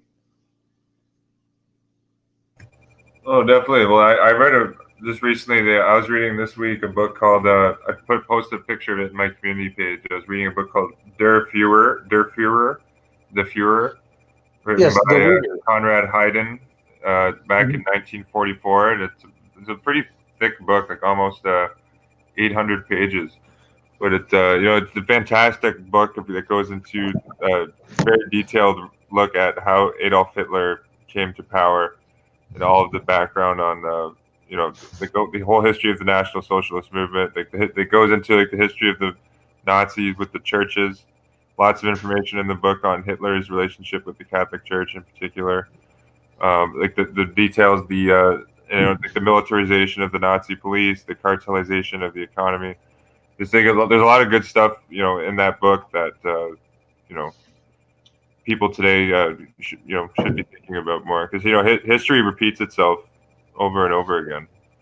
Well, I think that was one of Winston Churchill's famous quotes, that I think if we fail to what was the if we don't look into the past, like, we are doomed to repeat it, something along the lines like that. well, I'm not sure what the quote is, but history may not repeat itself, but there's definitely an echo. But it's just like something that Saucer said, in his book Rulers of Evil, is that he was talking about, I guess, the 1990s, and things haven't got any better since then. Is there's been a serious de-emphasis on formal education on history. Most college students, unless they're a history major, take virtually no history. I'd say really quickly, also, I'd say history and logic. Well, yes, of course, people may be required to take 1 or 2 history courses, if you're like a business major, because you may be saying, hey, why do I need to study this? Because I'm a business major. I want to go out and make money. Or whatever the case may be. And not saying there's anything inherently wrong with being a business major. But if you want to understand why is the United States, and I say specifically America, why is it we occupy these countries and take them over for decades? For example, just one question: why does the United States still have troops in Germany, even though the Cold War has been over for about 30 years or so? Why does NATO still exist, even though the Cold War no longer exists? Well, I'd say with NATO, Coldred said NATO was created to protect Europe from Russia. Well, yes, I understand what the rationale was. Or the theoretical encirclement of it. Well, ultimately, I think NATO too it's like an empire army. Well, the United States have kind of replaced the old Roman Empire. Just like the Roman Empire would go, like, had military bases, or they had conquered territories, just like the U.S. does. And the U.S. empire is pretty vast. A lot of people forget that the United States is not just the continental 48 states. Well, you see, it's quite a large empire that it spans into Southeast Asia. Well, like you said, the military bases, like, it's crazy. And one of the craziest things too is that there's a special Catholic archdiocese for the U.S. military. Well, you know what? I just heard this the other day. Contrary to popular belief, there is no such thing as the American Empire, and there's no British Empire in the past, or French Empire, or whatever. Those are all Roman. Those are all extensions of the Roman Empire that just may have American or British face on it. Well, absolutely, all of history is like that. Think about Germany. Like, Germany was officially the Holy Roman Empire for like 600 years. Something like that. Or yeah, like a huge amount of time. And it's basically it's all Roman. Basically that's why the official seal of the French Republic is a Roman fasces. Even in Cuba, I found the official seal of the president of Cuba has a Roman fasces on it. How fitting is that both Castros, essentially were both lay Jesuits. So the last actual empire to exist was the Roman. It fell over 1,500 years ago in late 5th century AD. And however, all the other subsequent Roman empires have been just simply annexes of it. Holy Roman, American, British, French, Belgium, whatever. No, absolutely. It's all Roman. All of it's completely Roman. And just for that, at least in America, all people got to do to look at that is look at the architecture and all of the 50 state capitol buildings. All of it is based off of the Capitol and the Vatican. And of course, they all resemble the domed federal Capitol in Washington, the District of Catholics, D.C. as well. But just people should look at all the 50 state capitals. And I found in California and Sacramento, they actually passed a bill recognizing the official state symbols of the state of California, and they admit that the most common symbol that occurs at the state capitol building in Sacramento is the Roman fasces. I think the official word they said is the most often repeated symbol. I found I found the fasces on the Supreme Court buildings of tons of states like North Carolina, Oklahoma, Nebraska. It's kind of it's mind blowing. I wouldn't there's Roman symbolism at every single state capitol building in America. You start going into the federal courthouses too, and that proves without a doubt that America is just the latest incarnation of the Roman Empire. Yes. And it's almost crazy. People should just look at the Battle Monument statue in Baltimore, Maryland. The Battle Monument, the whole statue of the Battle Monument is a fasces in itself. The statue, we mentioned on the show too, the fasces is on the National Sheriff's Association. It's on the United States Tax Court, United States Administrative Courts. The fasces is on the United States Senate seal. The U.S. Senate itself is modeled off the ancient Roman Senate. That's admitted right on the .gov websites. And even the whole process of impeachment. Impeachment originated in modern or ancient Rome. Well, the Senate was actually before there's after the dictatorship ended, the Senate became the supreme ruling body.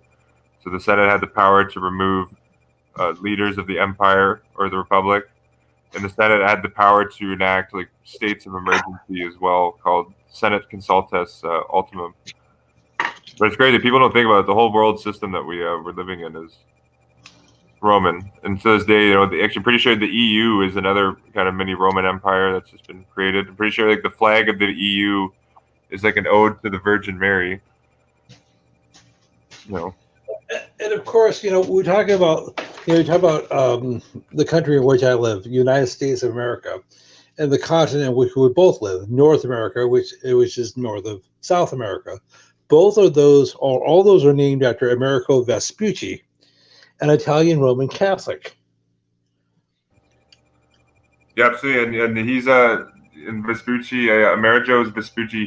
His statue, or there's a bust of him at the Congress building at the Columbus doors, where there's also you saw the video I did down my feed on the Roman symbolism. I showed the photo of Pope Alexander VI at the U.S. Capitol building, but Amerigo Vespucci is also there on a separate door. And if people look at the 23 relief portraits in the U.S. House, there's numerous Roman emperors, 2 popes, Innocent III and Gregory IX, Catholic inquisitors Alfonso X, Spanish king back in the 1200s. So, but yeah, George, if you got anything to that's probably all I got here for today. Just because I got to start getting my things ready for work, and I got to make some lunch here. But if you got anything you want to wrap up with before we sign off.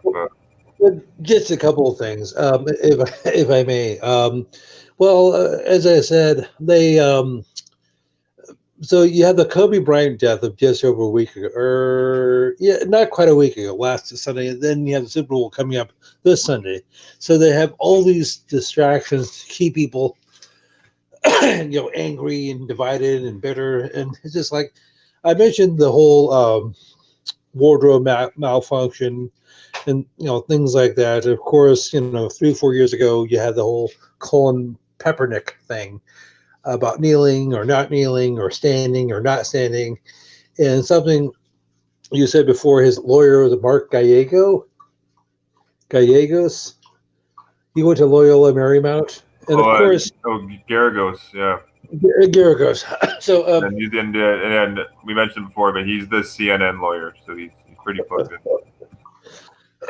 Okay, so it's just like we've mentioned before. Wherever there's smoke, there's usually a Jesuit with the Book of Matches. Yes, Gallegos or Garagos is not a Jesuit, but he was trained by them. So, for all intents and purposes, it was a Jesuit. So, of course, Joe Sixpack. I'm not defending professional sports. Is a huge distraction and is bread and circuses. But your average Joe Sixpack, when he gets home at the end of the day or on the weekend, he just wants to veg out. He just wants to watch some men entertain him for grown men playing a kid's game, entertain him for a few hours. He doesn't want to engage in any sort of public debate or discourse about police brutality or alleged police brutality. He just wants to watch a stupid game and just be entertained for a few hours. That's it. Yeah, most people long work days too.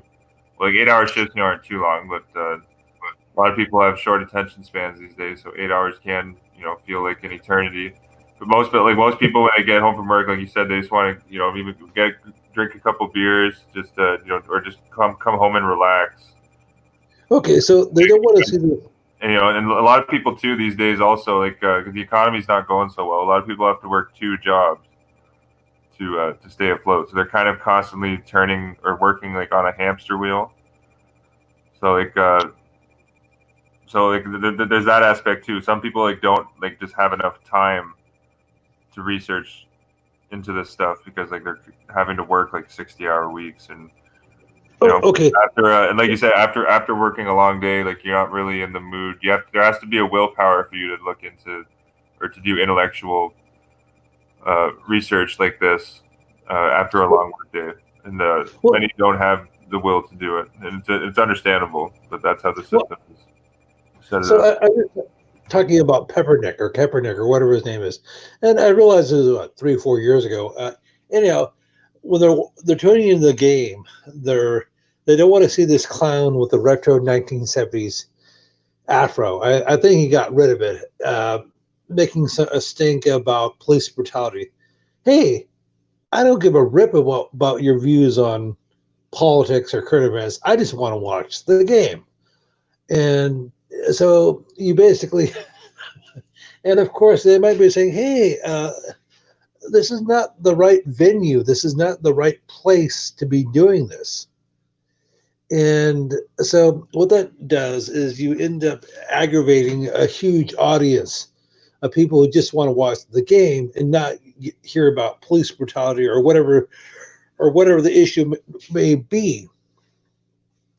And so what that does, so now, I really don't have anything. My money is worthless. I'm working myself to death. And the only thing I have is bread and circuses, and now you're taking that from me. How dare you?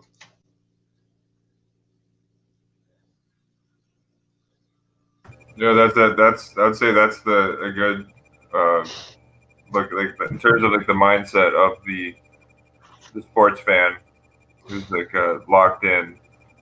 I'd say that's an accurate representation. Okay, and of course, you just want to. Yes, and I realize if you're talking your typical American or Canadian, yeah, I know the game is probably rigged, or could be rigged or something like that, but who cares? Who cares? It's just mindless entertainment. It'll take me off the misery of my life, or take my focus off the drudgery of my job, or drudgery rather. Well, that's definitely a part of it too.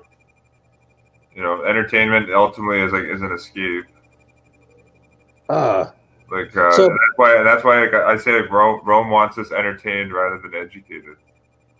Yes. Because if we were all educated, then we could collectively come together and better our situation. Okay. But yeah, when we're just entertained and passive, that leaves us also more susceptible for all of their the propaganda that they throw at us. Because like most of us are operating up with like zero historical framework. So anyhow, I do have to. You got to get going here, George. Yes, and yes. So perhaps we can do a show next week. So tentatively, next Friday. Next Friday, yeah, I should be free to do one next Friday. Okay, we'll take care of that. I may or may or not be in London, Ontario then at my parents' house. But I'll let you know if anything comes up. I might have to reschedule that to either Wednesday or Saturday. Okay. But yeah, for me, like I like to go into. I found some interesting sources. Like to go into the Catholic Church's position on vaccines. They're very very pro-vaccination, which I think ties into the coronavirus agenda. Because I think forced vaccinations is a long-run agenda of the control system. And like you saw, lay Jesuit Jerry Brown in California passed a bill making or outlawing personal, philosophic, and religious exemptions to vaccines in California. So there's clearly a Jesuitical agenda to inject us all of this crap in the vaccines. And they admittedly admit in the product inserts that they're not testing these things for impairment of fertility, mutagenic potential, or carcinogenic potential. Okay, so there's a reason. There's a reason why they call them Vaticanization. Oh, Vatican. Yeah, okay, I see that. Yeah, that's it's just like gun control. They say they're actually the Vatican's one of the most openly pro-vaccination organizations on the earth, just like gun control. So yeah, so I have some research on that. We'll pull that up on the and go into that on the next stream. To say thanks again to everyone for tuning in today. Okay, we'll talk to you soon, Eric. Yeah, we'll talk to you soon, George, and all the best, everyone. See you on the next one. Take care. Okay, well.